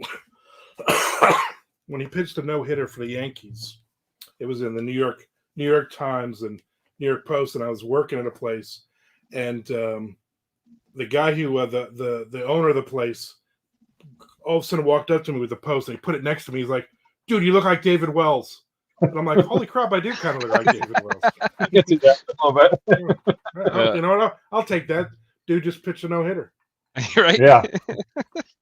Oh, man. Drunk, and he pitched it drunk too, which is that's wild. Well, that's like Can Boy dude used to pitch like Blaze on acid, right? He used to go up there, so I'm just like, I mean, wasn't Babe Ruth always drunk too? I mean, well, they all were back there. They all had flasks in the dugout. I went to the Father's Day Miracle game. Is that what it was? Julio Lugo hit the walk off. Right. Was it Mother's Day? Sorry, moms. Yeah. So yeah, we were at that game, and it was freezing. And so we were gonna leave. We were starting to walk out because they were losing. We just wanted to beat the crowd, and all of a sudden we hear people start screaming, cheering. So we hurried up and ran back. Blame her upstairs. And we were staying at a hotel. There's no need to beat the traffic. Like, why? Like, we're walking down the street and going to our hotel. Like, that's one of my chapters in A View from My Seat, my baseball book. Is that was in beat into our heads as little kids. Me and my brother, my dad said, you do not leave until the last pitch. Don't worry about the traffic or anything. I was a kid when my uncle Armand and my cousin Armand and my brother, we were at the Pine Tar game, George Brett. Game. Wow. So we got to see that one. I still have the ticket. I still have the ticket stub. That's awesome. Yeah. Lot of cool games. I've been to a lot of I went to the Phillies Blue Jays 93 World Series, the highest scoring World Series game. That was pretty cool. And what's funny is because my wife at the time, she was a huge Phillies fan, but I called my dad and I said, "Dad, you want to go to? You got to drive, but you want to go to Philly and go to a World Series?" Somebody I work with had had the tickets, and so my dad's like, "Yeah, I'll go," and then she was pissed at me, but I don't care. She's an ex-wife now anyway. So now, I know you said you had a Red Sox room and you collect Funko Pops. You collect like baseball cards and that type of memorabilia. Or how far does your I have some going? Yeah. At one point, there's a Sports Collectors Digest newspaper that used to come out years ago, and I have an article in it where I'm. It says Red Sox fan at 250,000 cards and counting. And, wow! They did an article on me on there. So. When I came to Florida, I sold a ton of all the doubles I sold, but I collect one of every card. So I only collect Red Sox cards. Of course, there's like 250,000 different cards now because it's so ridiculous. But I have about 80,000 different Red Sox cards. Wow. Right now. So I have everything That's from wild. 1959 to probably 2012. I have every regular issue from there, and then I have a lot of the, the special cards and all the other crazy different cards that they have and stuff like that. But Joe must be grabbing his collection right now. Turn his camera off. I have to show you something. Yeah, I got a couple things. Yeah, this is a couple that you'll enjoy. Because I'm a baseball card guy. I've always been, forever. This one here that I'm queuing up. I got this at a thrift junk store this summer. oh wow, Ted Williams, 1940. wow, Right? I think it could be fake, but it smells horrible, like it's real. Right? That would be I think a rookie card, right? 1940 Ted Williams, right? I'm a baseball card guy, so this gives me a chance to geek out. Of course, David Arias, right? Yeah. Before he Gem Mint 10, right? well, Yeah, there you go, graded. And then I got Devers rookie is in my case too, but that's a couple I picked up this past Very year. cool. So. Yeah, I collect. I'm on trading card database. Nice.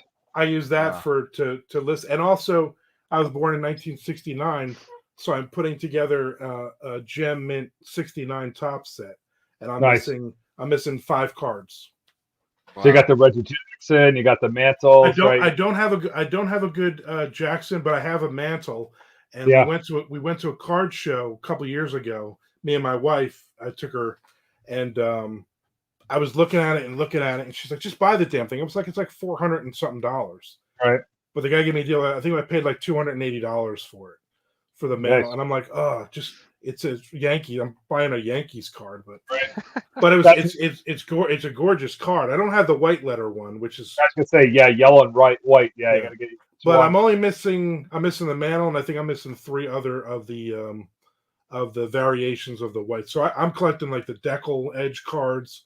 Like anything 69 baseball, I'll get from that. So, but for me, it's 1973 because my brother gave me a shit ton of cards when I was a kid, and they were actually my sister's cards that he inherited that I got, and they were all 73 tops. Oh, and next year, Tops is coming out with their Heritage set, which is the 1973 style. Yeah. God damn, that thing's gonna bankrupt me, man. I'm gonna buy multiple hobby boxes and blaster box. I mean, that thing's gonna kill me. But, well, and especially now with Fanatics taking over the baseball cards. Yeah.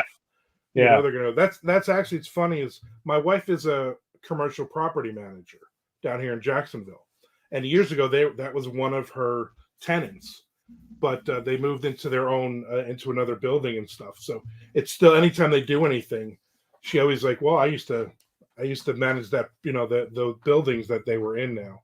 And with all this going on now, it's like, geez, this is crazy. But I try not to buy, like I'll go to a show like once every 2 or 3 months, and I'll buy like just a complete Red Sox, like the team sets. Right. Yeah. And as long as I have those, because here's a card, here's an Ortiz card, and then there's 400 variations of this Ortiz card.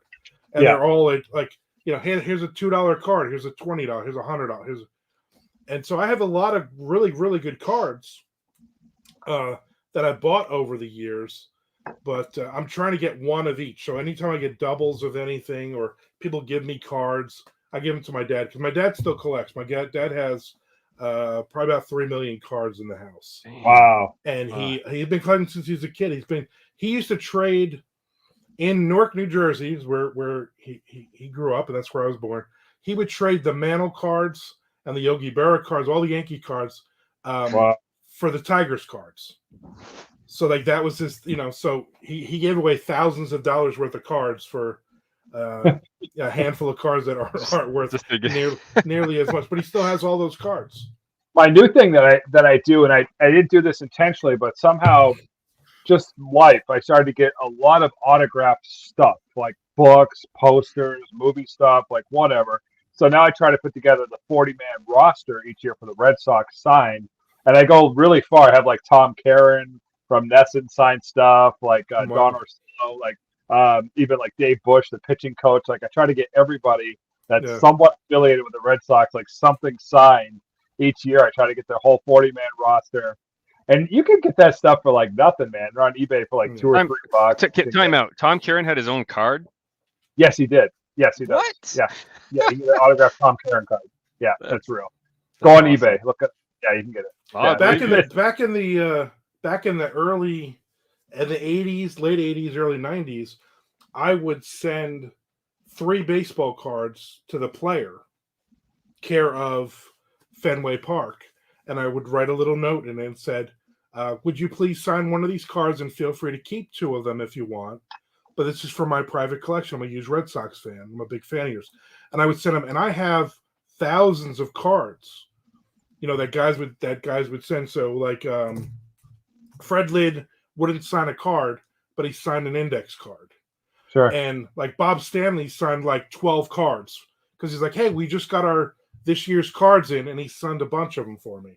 So I still have all those cards that I would love. I have been a shoebox that I would love to put them up or do something with one time, because there's a lot of Jim Rice signed cards, like a lot of big players, Wade Boggs and Clemens and all those guys, all signed cards, and most of them would sign 2 of the cards and send, and then keep one of them. Yeah. Wow, that's cool. Yeah. My dad was a huge card collector. He had a store where he would sell them, and he had some big money ones, but someone broke in and stole one of his mantles. He had it in like a big locked up display, and like they shattered the glass, I think. So he got us into card collecting when we were kids. Like I had all the big white boxes underneath my bed that I used to pull out, and I tried to get my son into it. I went home. I went to my dad's house and I grabbed all of the cards that he kept. He sold a lot of them, unfortunately. But and my son's sitting there trying to look for. He was looking at one of the baseball cards and he saw a guy in the crowd in a blue shirt. And so he was looking at every card trying to find the guy with the blue shirt. I'm like, man, this is not what we're doing here. This isn't Where's Waldo. Yeah, but we're huge baseball fans. I'm obsessed to the point where I do fantasy baseball. You probably don't have time for that. I'm seeing. I do. I play out of the park baseball. Okay. Yep, I've heard of that. Yeah, that is amazing because I will start from like 1871 and play every season going up. And I don't play the games. I like the statistics. I like the trading. I like the drafting players. So I'll literally go through and go, okay, who was the Red Sox roster for 1911 or whatever it is, and then I'll trade to get those players, and I'll play through. And I mean, you could play that for hours and hours, and it's got all the statistics from any season from the beginning to this past season. They'll have all the statistics and everything. So I'll pick like oh, nice. There we go. Oh, nice. What is that? 1909, right? Yeah. Speaking of people in that era. Yeah. Right, I only have a handful of the cigarette cards. I don't have too many of them, but yeah. So I love playing. I'll play that. In fact, so I have 3 monitors on my right now. So this is my main one where I'll go Facebook and do all that, or I'll write Twitch, and then to my right is my other computer, which I just write on. And then to my left is my other monitor for Twitch. But when I'm not doing Twitch for those 3 hours a week, my out of the park baseball is always up. Right now, it is literally up. And I've got games that I'm playing right now as we're sitting here for the last hour and a half talking. That's awesome. So. It's always on, and I always play either the Red Sox or I play the Marlins, and then I'll draft in all the players that live with us and stuff like that. But it's cool to pick like 2014 Red Sox, and then you try to balance to keep all those players on your roster, and even the minor league guys. I mean, It has all the minor leagues and stuff. So guys that never really made it, and you pump up. Like I'm like, you know what? I love Lou Merlone. I'm gonna give him hundreds and everything, and see him be the World Series MVP this year. Yeah. Did Jazz Chisholm live with you guys? Jazz did not, but we were good friends with him. It's great name. Lewin Diaz, who played up there, he lived with us. Victor Mesa lived with us. Zach Gallen before the trade. No, but he was around. What we would do. I'm the president of the booster club for the Jacksonville Jumbo Shrimp. So once a month we would do a picnic where all the players and all the booster club members, we would all get together after a game on a Sunday and hang out and talk. So a lot of guys came through a lot of them are on different teams now, Jordan Yamamoto before he went to the Mets. Yeah. You would come to the picnics, and a lot of really cool guys would come in and out. Brian Anderson would come to the games, and so it's cool. And then when the players come that are on rehab and stuff, we would get to meet those guys as well. So that's awesome. Pretty cool. I had Zach Gallen on my fantasy team, and I had the MLB pass, so I used to watch all his starts. I had never, and maybe other pitchers do this and I just don't notice it. I had never seen anyone do this. He keeps an index card in his back pocket and he pulls it out, and I'm sure it's like, hot spots, cold spots for hitters or whatever. Yeah, I don't know. They all a lot of, like Tommy Evil, he has it written in his hat. So he has a card stuck in his hat. So he'll take the hat off and he's looking as he's pitching. They put the hat back on, and then he's, figuring out player by player, which is kind of neat. I never knew. I mean, but as many baseball games as I've watched, I've never seen a pitcher doing it that obvious. So like most guys are remembering, and most of the catcher's the one who's supposed to know all that. So the catcher's gonna know, do not throw inside on this guy, or this guy's gonna hit a low inside pitch for a home run kind of thing. So they're really the ones who are supposed to know that. But a lot of, especially in AA and AAA, those guys are always kind of keeping little notes and stuff like that. I mean, I've seen guys that had a long sleeve with writing on the sleeve, where they're literally like this, and then they're pitching to the next guy. So I wonder if they'll get like in-ear monitors at some point, and they just have like the play calling like NFL style, right, where the manager's calling in from the dugout. Like, I can't imagine. I mean, they're so traditional. I can't imagine they would ever let that happen. But replay, right? I mean, replay, it's there, right? Yeah. Right? Maybe there's RFID chips in like the ball, and they're defining the strike. Yeah, but if you did that, the Astros would steal it, and then they would they would intercept the receiver. They would intercept it. You can't do that. Yeah. Yeah. Oh man. Good Morse code, weird old school thing. I was gonna say, so we do comics obviously, and we have a series with the first issue coming out soon called Dead Ball, which takes place in the dead ball era of baseball.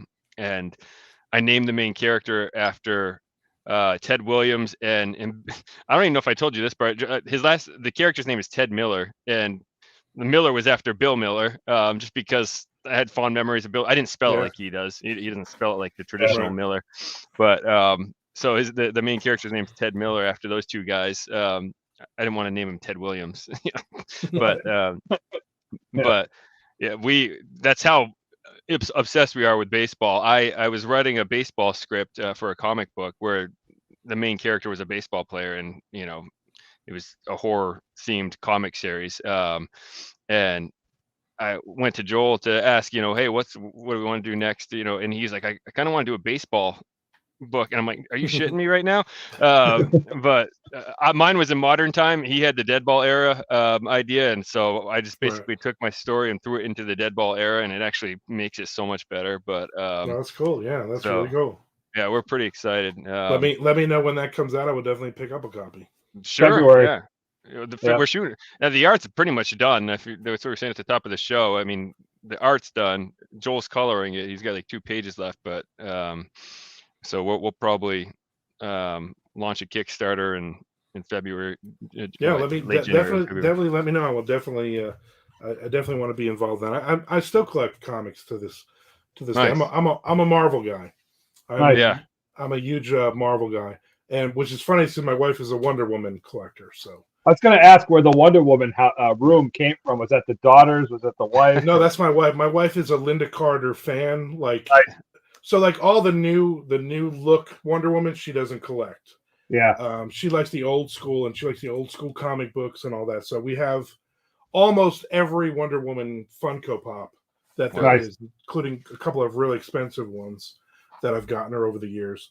But she is a total Linda Carter. So we have I bought her a couple of Linda Carter autographed autographs that she has up. And I bought her her birthday is August 8th, 1975.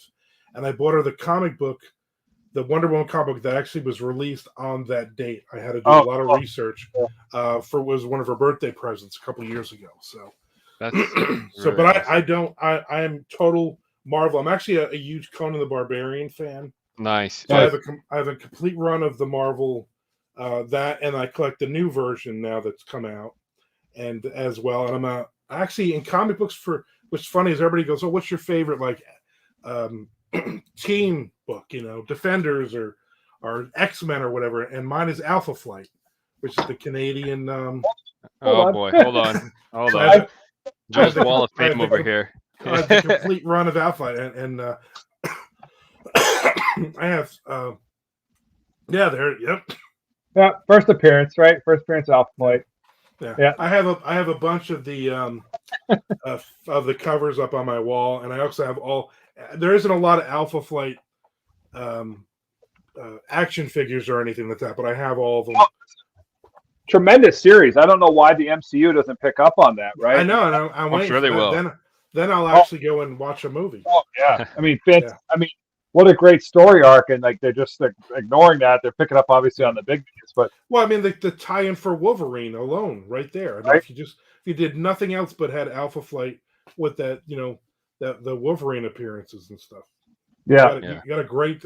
That's my favorite, which is which a lot of people don't know. I mean, you either know, like I saw Joel pop up. I saw his eyes. He get excited. This dude knows. He knows Alpha Flight. Most people are like, I don't know who that is. Yeah.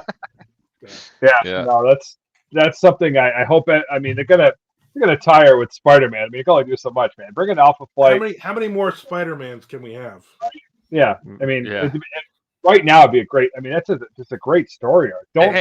They're branching out to some of these side characters now. All right, so I mean, it's only a matter of time. They need a phase 4, 3. What phase? I don't even know what phase they're in right now. But the next phase, like they're gonna need some new names. So you never know. My chase is the pre-Uncanny X-Men run before they went Uncanny. So I have those on my wall here. Putting those together. So. Back when the covers looked shitty. Stories weren't always great, but this is cool. I mean, the logo alone is just worth hanging on the wall. I got a bunch up here. I just picked up what is that? 14 X-Men 14 First Sentinels. Right, it's up on the wall. So I have a bunch of blow up. They're not posters. They're like reliefs of like giant size X-Men and Hulk 181 and the Amazing Fantasy Spider-Man and first Captain America, first Alpha Flight, first Punisher. They just changed the logo, right? Did you see that on the new? Right. I was joking it'd be hilarious if Trump picked that logo up on this 24 campaign. Just use the new logo just to like really stick it to Marvel. Like, it's hilarious. Right? Because the whole deal was right. They changed it because all these radical groups were using the Punisher logo, right? Like these, I don't know what they call them. What's the gang there, John? The good old boys. What do they call them? The new boys. Proud Boys. Proud Boys. Yeah. It's that logo or something. I don't know. Right. So Marvel had to change it up because it's kind of stupid though, because like then they could just use that logo. Like I don't know. Like it's that's the character. It's not the logo. It's the character and him. Dishing out punishment. It's not the logo. Like it's But, dude, Trump comes out, announces his campaign running 24 with the new Punisher logo shirt on. Like, right? I mean, that'd be epic, Jeez. Be hilarious. Like, so I was gonna say I'm excited to see the Moon Knight show though when that comes out. I was interested. I haven't seen any of the. We watched all the Netflix ones. Yeah. And which I thought was all right, but I'm old school. Like I'm an old man, and I read the comic books, so I'm like, some of this is like the Punisher. I really liked. I like that. I like Jessica Jones. I like that. Defenders I did not like, and Luke Cage was all right, and Iron Fist was god awful, and then but then like I'm not paying any money to Disney, so I'm not watching any of the new stuff come out, but. if you put an Alpha Flight one together, I'm paying my $12 a month or whatever it is to watch that. I haven't watched any. I mean, I haven't watched Hawkeye. I haven't watched Loki. I started watching WandaVision, and I thought it was just weird. But everyone loves it apparently. But Moon Knight I didn't even know much about the Moon Knight character until the new run it just started, and now I'm obsessed with him. So I collected Moon Knight back in the day. That's another good one. I don't really watch a ton of the movies either, like I'm not really. I probably missed the last 5 or 6 Marvel movies that came out. Just that's me. Yeah, I don't have time. It's not. And again, I'm an old man, and it's not. That's not Marvel. Those aren't Marvel movies to me. There's really nothing to do with the comic books. For me. Like they put a couple of little Easter eggs in each movie for us old people, but otherwise they're playing for the kids. It's kind of like Star Wars.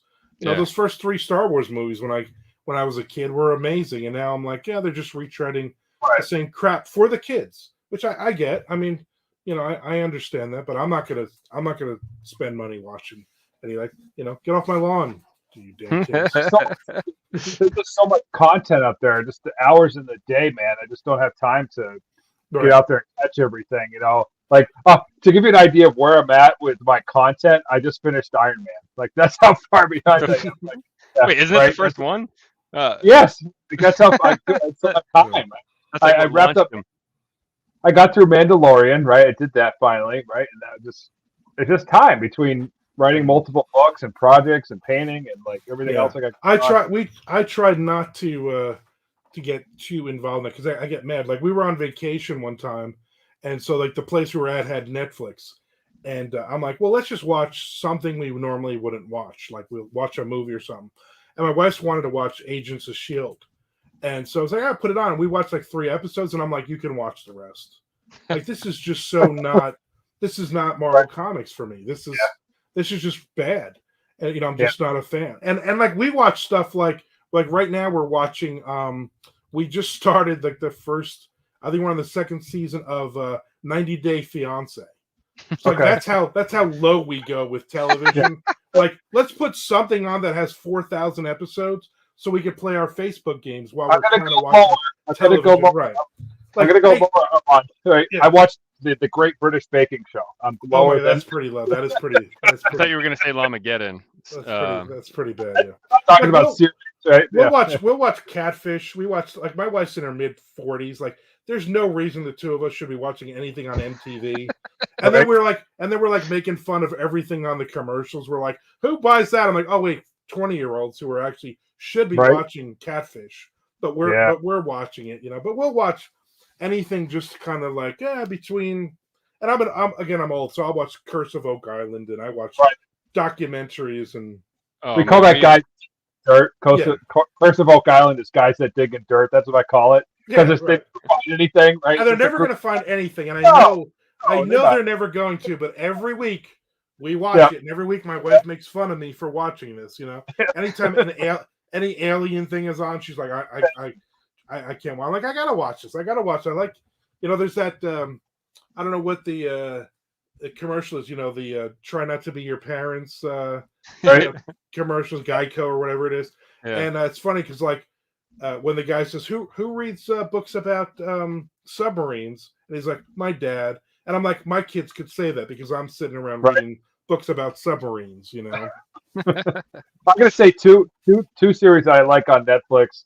Number one is Umbrella Academy, which is Gerard Way from My Chemical Romance, and he's doing Doom Patrol. That's actually really good.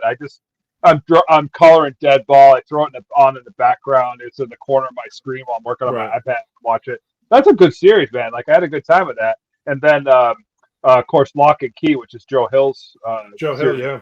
Oh, dude, I have not watched that. I have not watched it yet. The book's slated show. I love Joe. I love Joe, and I love all of his stuff. The book kills it, Armand. So please read the book first, right? Oh, I've read the book. Yeah, I've read that. Yeah. Dude, 4. It's a 6-part trade paperback, right? 4 and 6.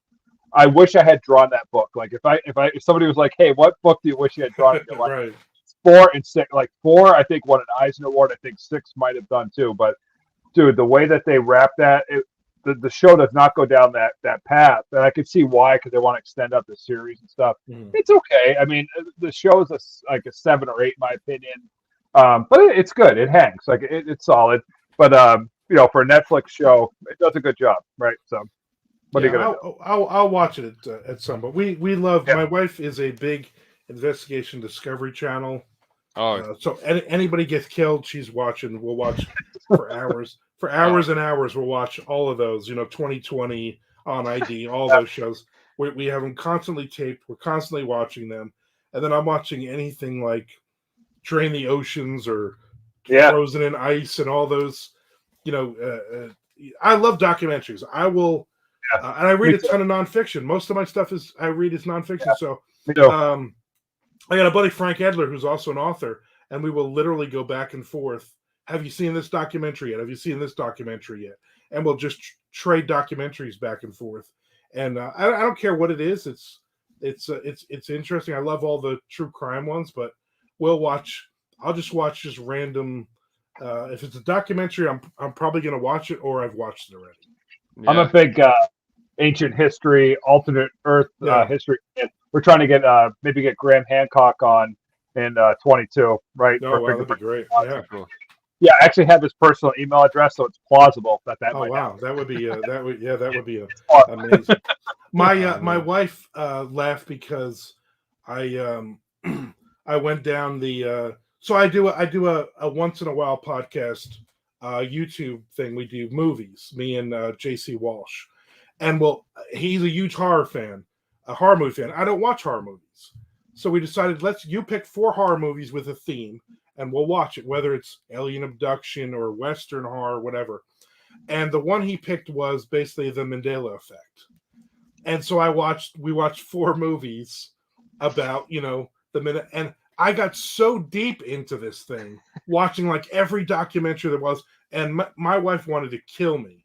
And I'm like, oh, the Bernstein Bears, she's like, shut up. I don't care.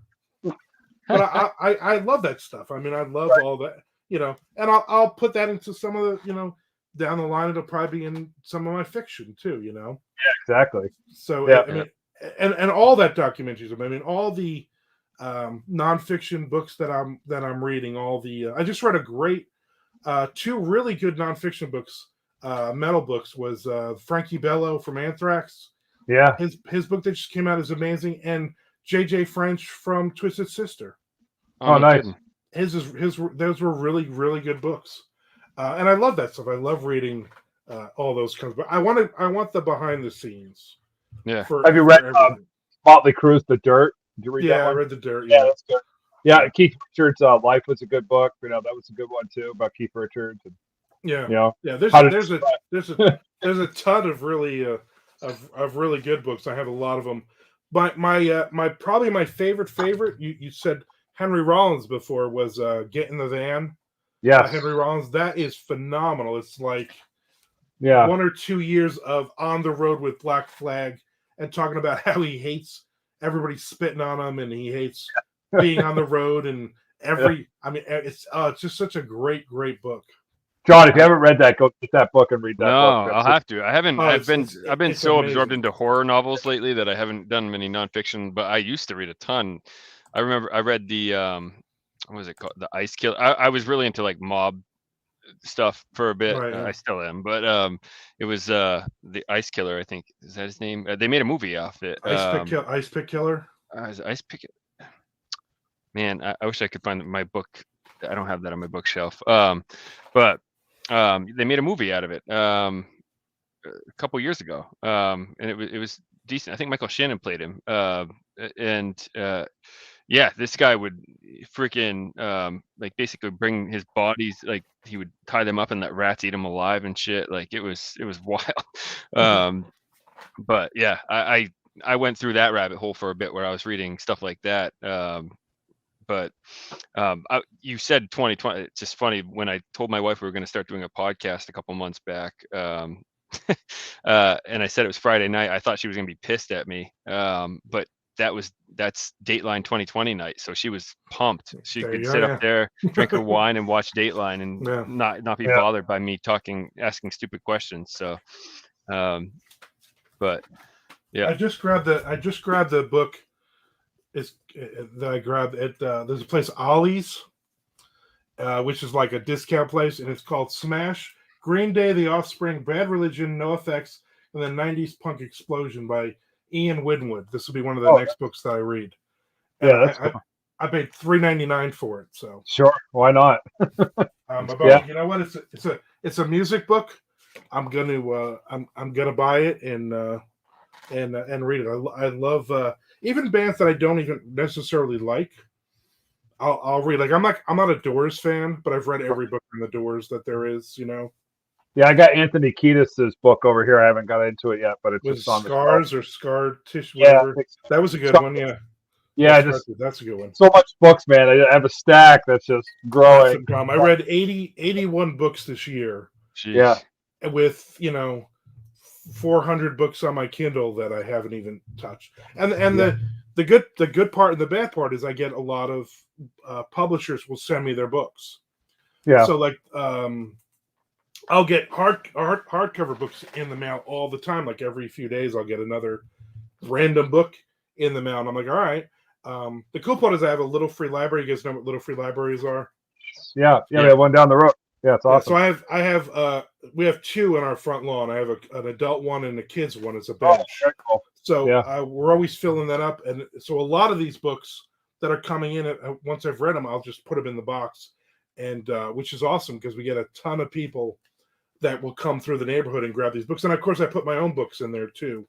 And this year in June or July, I did a thing called MondoCon, where I invited authors to come and stay with me from Thursday through Monday, and we wrote every day, and then at night my wife cooked. She made cool for everybody, and because we had the room, and so we had 8 writers here, and I told everybody that one of the things they have to bring a signed book, one of their signed books with them for the little free library, which is kind of neat. So that's awesome. Now, an author like yourself, how many books do you carry in like your personal library? Like if you were to count how many are on the shelves in like your house and space, what do you guys have? So I don't know if you see behind me this shelf and this shelf. Yeah, go full screen. Here we go.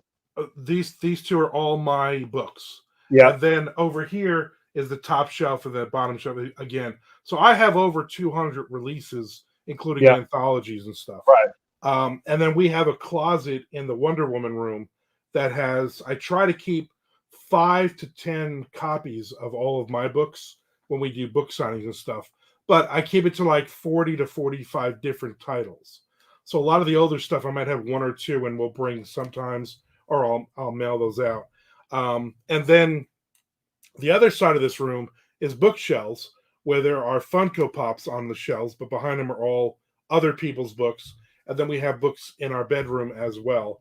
And then our garage probably has about 1,000 books piled up that we use for the little free libraries. And now we'll go if we're on vacation or we're going to a book signing or something, we'll fill up a couple of crates with other books and some of my books. And then we'll use the phone app and we'll find little free libraries.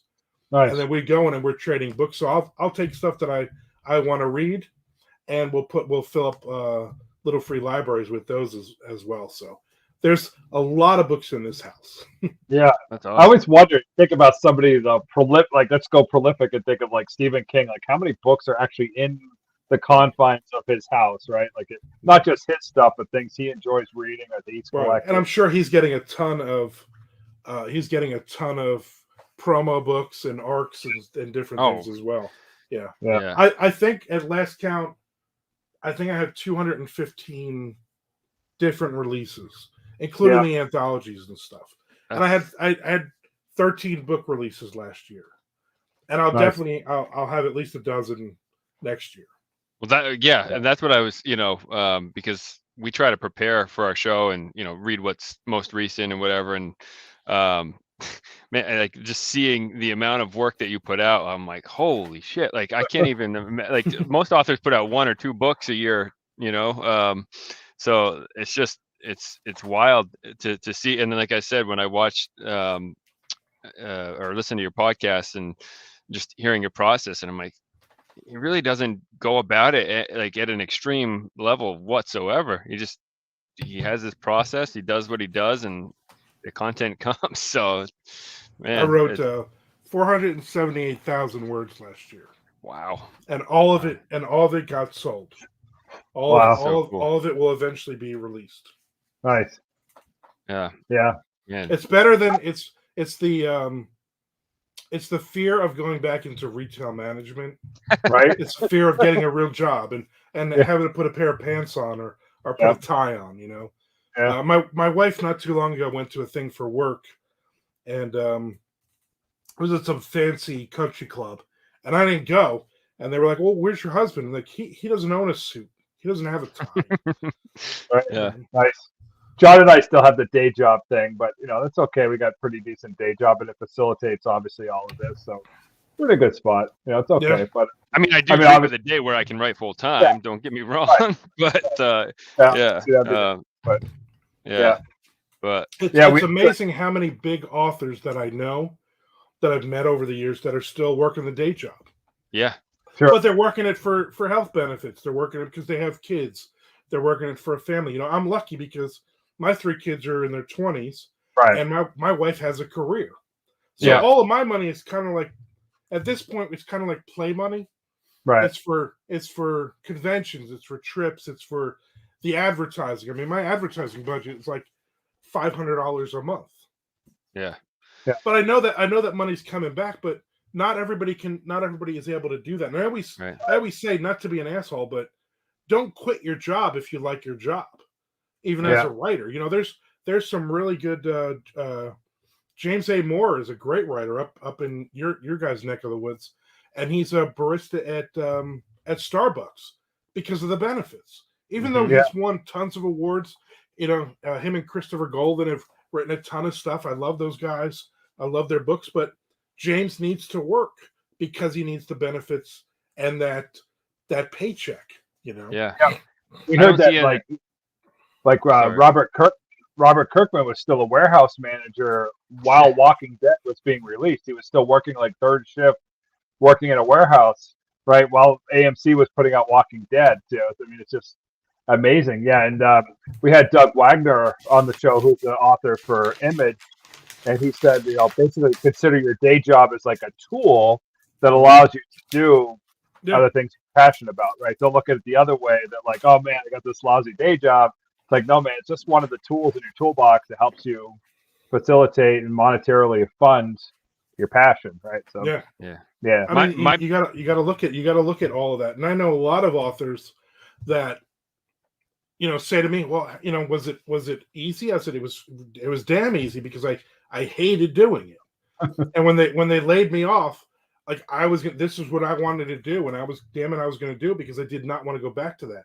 But if you're working a job that you like, you can stand, and you have kids, and stay with your damn job. You know, as long as you can. It's kind of like being a kid. You can't wait to get out of the house, and it's like, you know what? Just because you turn 18, don't move out with your buddies and spend all your money on beer. You're going to be back at home anyway. Stay at home as long as you can. Live off your parents as long as you friggin' can, and that's kind of being a writer. I mean, it's cool to say, hey, I'm a full-time author and this is what I do for a living, and I make more money now than I ever did in retail management. But there's also that point where on Friday comes and I don't have any royalty checks coming in, and Amazon pays you once a month. And it's all nickel and dimes. I was in this anthology and here's 12 cents. And I was in this book and here's $1.28. And you add it all up and it's great.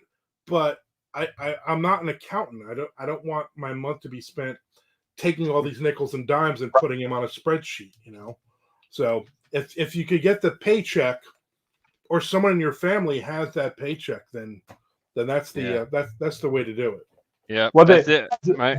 Well, as a fine artist, they always said you got to marry up. That was always the advice. Like, make sure your wife has a good paying job or comes from right. Yeah. Always marry up. Was when I was a fine artist. And thank God that's exactly what I did. Yeah, because her money pays all the bills. and all that, which is great. Yeah. And she's usually the one that says, I'll say, oh, this is going to cost $100, or this ad is $500, or this is, what, and she says, just do it. You know you're going to get that money back long term. I don't look at it long term, and that's what you need to do. To say, if I'm spending $500 a month, but I'm making 3 and 4 times that every month, that's the way I have to keep looking at it, instead of going, well, I don't want to spend $500 this month. Right. Yeah. Yeah. Now, talking about business stuff, would you ever see any of your stories being like more monetized into like a Netflix series? Would you ever be interested in that type of an offer? I would love that. I have several of my stories that are people have taken flyers on over the years. So they've paid me X number of dollars for the story for a year or 2 years or whatever.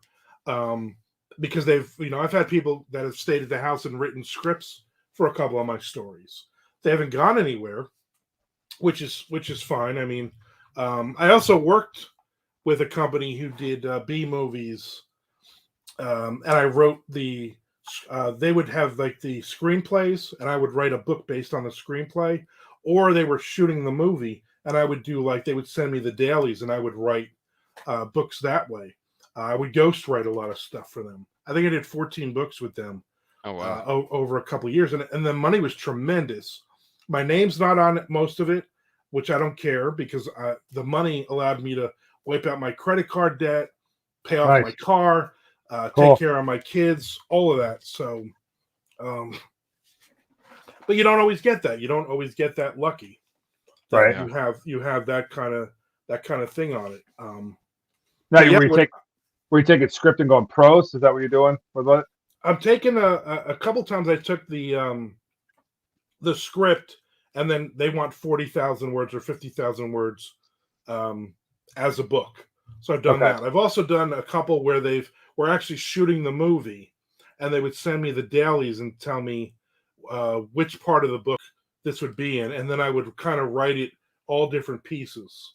I mean, I've also ghostwritten for them like a Navy romance book, which was god awful, and it hit #1 in Amazon when it came out. Yeah, and they gave me several $1,000s for that. My name's not on it. I'm not allowed to tell the name of it or anything. But do you do any pen names for work like that? Would you change a name for something like that, or the only thing I've ever done pen name is I wrote, before I met my wife, I was writing erotica stories, and I was doing well with those. And then when we started dating, she's like, I'd rather you didn't really write porn. And I was like, you know what? I'll stop writing porn. So I stopped writing porn. Yeah. We've had a few authors on where, like, we just found out after just talking with them, like, they have 3 or 4 different pen names for different genres that they write in. Right. So much work, though. I mean, it's so much building up my thing was, I'm a Dean Koontz fan. So growing up, he had all those pen names in the 70s. And then when he got big, even though he was writing action adventure, even though he was writing horror, even though he was writing thrillers and all different things, he started re-releasing them as Dean Koontz. Yeah. And then I read an interview where he said it was the publishers who wanted all these different names. And then I realized too late that I could have saved myself a lot of work by releasing them just as Dean Koontz. So he swore he would never do that again. And I thought that, and as I started, I'm like, I don't want to do that. I mean, the erotica, I'm definitely going to. Yeah. But everything else, I mean, I write crime thrillers, I write horror, I write nonfiction, I write supernatural thrillers, I write thrillers. I mean, I write beach reads. I write pretty much everything except for straight romance. And it's all under that blanket. And I realized that a good chunk of my readers don't care what the genre is. Right. They like my characters. They like my stories. And so for me, I got lucky. And I look at it, I'm like, man, I don't want to create all these different Facebook profiles and Amazon profiles and Twitter profiles. Like, I have hard enough just with my name, Right. Yeah. I laughed because I ran into that in the fine art world, because like when I'm making my own art, like if somebody just say, hey man, paint whatever the hell you want. Like I'm doing cityscapes, I'm doing still lifes. I like, this portrait of my wife. I like this stuff. But like, I also do a shit ton of sports art. Like people be like, hey man, can you paint Tom Brady? Can you paint Gronk? Like, and it looks nothing like. I mean, obviously, it's nothing to do with like other stuff. So it's like, who the hell are you as a fine artist? So when I was marketing myself to galleries and stuff, it became this thing. It's like, well, who are you? Are you a sports artist guy? Are you a fine artist guy?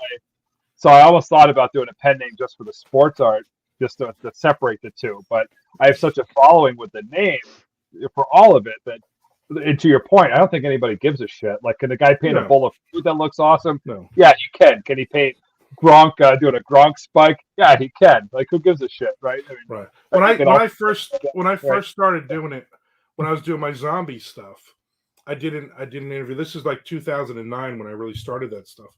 And I did an interview, and somebody's like, introduced me as zombie author Armand Rosamilia.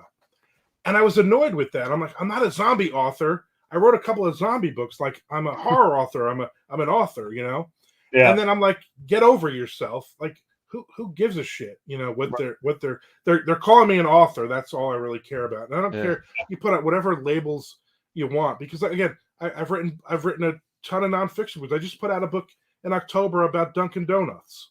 I saw that. Yeah. And so like for me, like, is that part of the brand? You know what I mean? Maybe.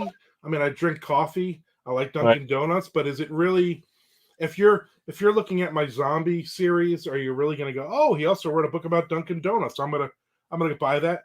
Maybe not. Probably not. I don't care.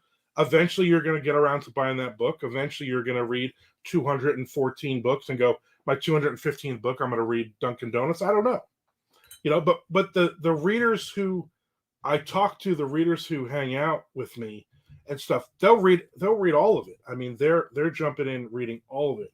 I'm kind of getting away from the horror stuff because I feel like I've hit a ceiling on that, and I'm doing more of the crime thriller stuff. And it's like my sales are through the roof on that stuff, and the fan base is amazing, and I like it. I like reading it. I'm not chasing a genre. I'm not going, well, the horror stuff is kind of old. I'm like, for me, it's like whatever I'm in the mood to write. I'm in the mood to write a nonfiction. I've written a nonfiction baseball book, a nonfiction Dunkin' Donuts book. Back in the day, I wrote a nonfiction wrestling book. Whatever is exciting for me. I mean, I'm sure I'll write more books that are completely out of brand for what I'm selling right now. I don't think it's out of brand at all, because I immediately think of something like EC Comics, right, where they had the horror, then they had the crime stuff, and they were married together, man. It's like it's interesting how lockstep those things are in tow with each other, and they just always been there. I mean, we're talking 70 years later. The horror and the crime suspense are like right there with each other. I mean, it's the same. Yeah, that's true though. Yeah, right. Yeah, I'm really happy with that. I have that core reader. I know when I release a book tomorrow, X number of books are gonna get sold, and it doesn't matter what the genre is, because there's those readers that go, I'm gonna buy everything that you put out, and I'm automatically a pre-order comes up automatically. You're in my newsletter. Like, my newsletter is only for the crime thriller stuff. Wow. So if I have a new horror book, you're not even going to know if you're in the newsletter, because that stuff kind of just sells on its own. It sells a different way, and I'm trying to build up the crime reader, the crime thriller reader for the newsletter and stuff. So, you play around with it. I got a lot of horror stuff coming out in the next 2 years, but I'm not writing horror so much anymore. I mean, really, all the crime story is really just removing a supernatural element, and then you have a crime story. That's really kind of all it is. Yeah, right? I mean, and a lot of it is like I read a ton of, especially noir crime thriller books. I read a ton of anthologies, and I just finished one, and 3 or 4 of those stories are horror stories. Right. But like you said, there's no supernatural element. It's just people being assholes to each other is the main gist of it, which is most horror stories. Right. Yeah. Yeah. When we had Ron Malfi on, and we were talking about Come With Me, and we mentioned how it felt like more of a thriller than a horror, and he was like, I try not to really I don't want to pigeonhole it. Like, that's real life horror, like the shit that's going on in that book, like, just because it's not a monster or whatever, so Ron is a great author. I got to I've done a couple of different signings with him. I got to sit with him over a weekend He was at the next table, and my wife loves him. My wife talked to him. My daughter was talking to him, and he was getting drunk for most of the weekend, which is great. And there were people there. There were celebrities that were like all over him, wanted to hang out with him and something. He's just so laid back and just so cool. Like Ron is the guy I when I grew up I hope to be. Another metal dude, another metal guy, right? Plays in the band, right? Yeah. It's like we all kind of have this band thing somewhere. Yeah, it's horror and metal. It's all it all works together. Yeah. Right. Yeah. And also, like, I found a lot of the guys are also like do auto mechanic stuff. That's another thing that's in there too. Like either tinker with cars or like work with cars. Yeah. That's another. I find that creative people usually have that second outlet. Yeah. So they're also a musician or they're a painter or whatever it is. They're not just usually. You're not usually a writer, right? Yeah, that's true. I mean, I draw and write. So yeah, I mean, I try to play guitar. I can't do that, but yeah. What do you like to do, Armand, outside of writing? If you're not writing, what occupies your time? Mostly reading. I mean, I stay in my house probably every 2 weeks. My wife will say, "When's the last time you were out of the house?" I'm like, I don't know. And literally, and she'll go, "Put your pants on. We're gonna go out to dinner, or we're gonna go for a ride. We're gonna go get a cup of coffee at Dunkin' or something." Because I start to get grouchy and I don't even realize it, but I'll be home for a week or two straight without, and you don't realize, like, I've literally gone to the mailbox and back. Like that's it every day. Yeah. And like I've been sick for the last week, so she's like, "Yeah, I went to do laundry. Like, what'd you wear? Like 2 shirts all week?" And I'm like, "Yeah, probably." Yeah. Like I'm miserable and I'm like, again, I'm not leaving the house. Yeah. So, yeah. But, I try to play guitar. I learned "Smoke on the Water," which you're supposed to learn that one first. And for whatever reason, I don't know why, I learned the intro to "Pretty in Pink." Okay. I don't know why. And a couple, like I had like the rock something or other thing that you plug in your guitar to the computer and. Yep. So I played like Ramones, like every song you play you do this real fast and you're playing the Ramones. But then that was it. Like Highway to Hell, the beginning to Highway to Hell. And I was like, I'm done. What else do you really need to play?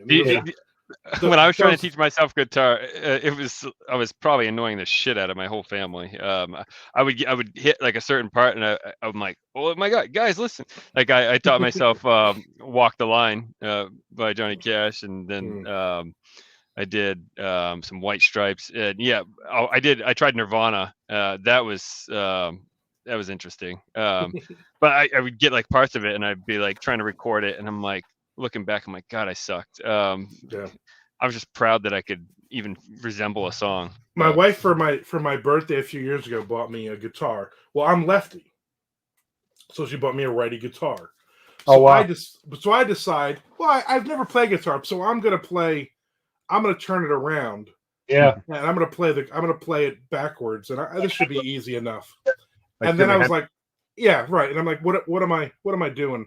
Like I'm KK Downing at Judas Priest or something, playing the guitar backwards. And so I was god awful. Then she bought me like a couple months later, she bought me like a lefty guitar, and I have not mastered that either. In fact, it's collecting dust in a closet somewhere right now. What's really interesting is I'm right-handed when I play drums, but when I'm tapping out beats, like and just thinking of something, I actually do it left-handed. So I'm like, I wonder if I like try the left-handed kit, right? Yeah. If like how differently I would play. So like I kind of almost want to set up like a left-handed kit and just play it that way. Be interested to see what it'd be interesting to see what nuance you would get with the beats. Yeah, and when I oil paint, I do paint with both hands because like I don't want to reach over the canvas like this because it's tiring, right? So one time I'm just painting, I'm looking at my reference, and I realized I'm like, holy shit, I'm painting left-handed. I didn't even think about it. It was getting tired doing this, right? The elbow. I'm 40 plus, Armand. My shoulder's getting sore. I'm like, whatever, just gonna go left-handed. And I didn't even think about it. So like there's some paintings I've done where this side is done left-handed, this side's done right-handed, and it's just the way it's weird. But yeah, it's weird how the mind works like that. And baseball, I was right-handed thrower, but I bat left-handed, so I have that. Dude, I write lefty, I draw lefty, but baseball I was switch hitter, but I throw righty. It's so weird. Yeah. I blame that on my dad because he said I looked weird throwing lefty. But who knows? I could have been the freaking next Randy Johnson if he didn't force me to throw righty.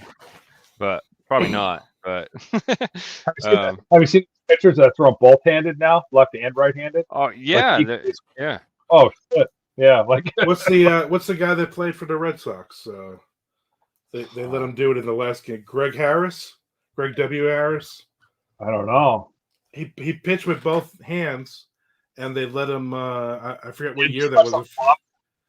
He had just a glove. He had a special glove that he had made. Yeah, so he pitched with he pitched lefty and righty like the last game of the season in relief. Yeah, which is kind of neat.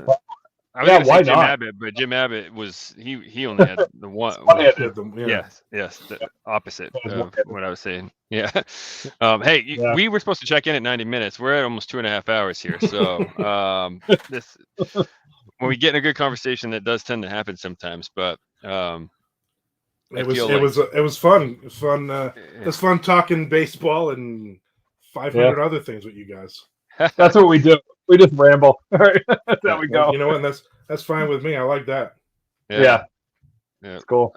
Was there anything else, Armand, that you wanted to talk about or promote that you're working on, or what's coming down the pike for you guys? I mean, get in touch. You've run all the things on the bottom. Hang out and watch my Twitch Monday, Wednesday, and Friday, 1 p.m. Eastern Standard Time, and I write for about an hour and 15 minutes or so.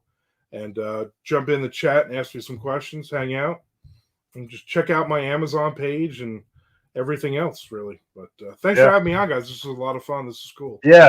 We had a good time. Glad to have you back, man, so we could talk forever. Like I said. Anytime you want me back. I have a new release every 12 minutes at this point. So anytime you want me back. A lot of stuff. Yeah. You make us look bad, Armand. Slow down, buddy. Slow down. Yeah, we're pushing our second comic book in a year here. So he's got like 138 stories out next year. You know, he's like and let me know when the Kickstarter, whatever comes up for the comic, John. Send me a message for that. Oh, absolutely. Yeah. That's it should be right around the corner, but yeah, you'll probably dig it. It's definitely it's got horror elements. I can talk about it offline. I don't need to. It's Sideshow Freaks. It's got everything. It's all Deadball era. Well, looking forward to it. Yeah, it'll be cool. All right, awesome. Well, thank you guys for tuning in. So last show of 21. We'll be back in 22. We got some good things in store, right, John? So it's gonna be fun. Thanks for being the last show, Armand, and thanks for being the first on our weird intro that we did earlier. you work on it a little bit, but it wasn't that bad. It was good. Cool. Awesome. Okay, appreciate it, man. It's a pleasure getting to meet you tonight. And once we have guests on, we tend to adopt you, so whatever we can do to help you out. So we'll be promoting you a lot too. So have a good night, everybody. Merry Christmas. Happy New Year. We'll see you in 22. Stay out of trouble, and we'll catch you then. Have a good night, everybody. Take it easy.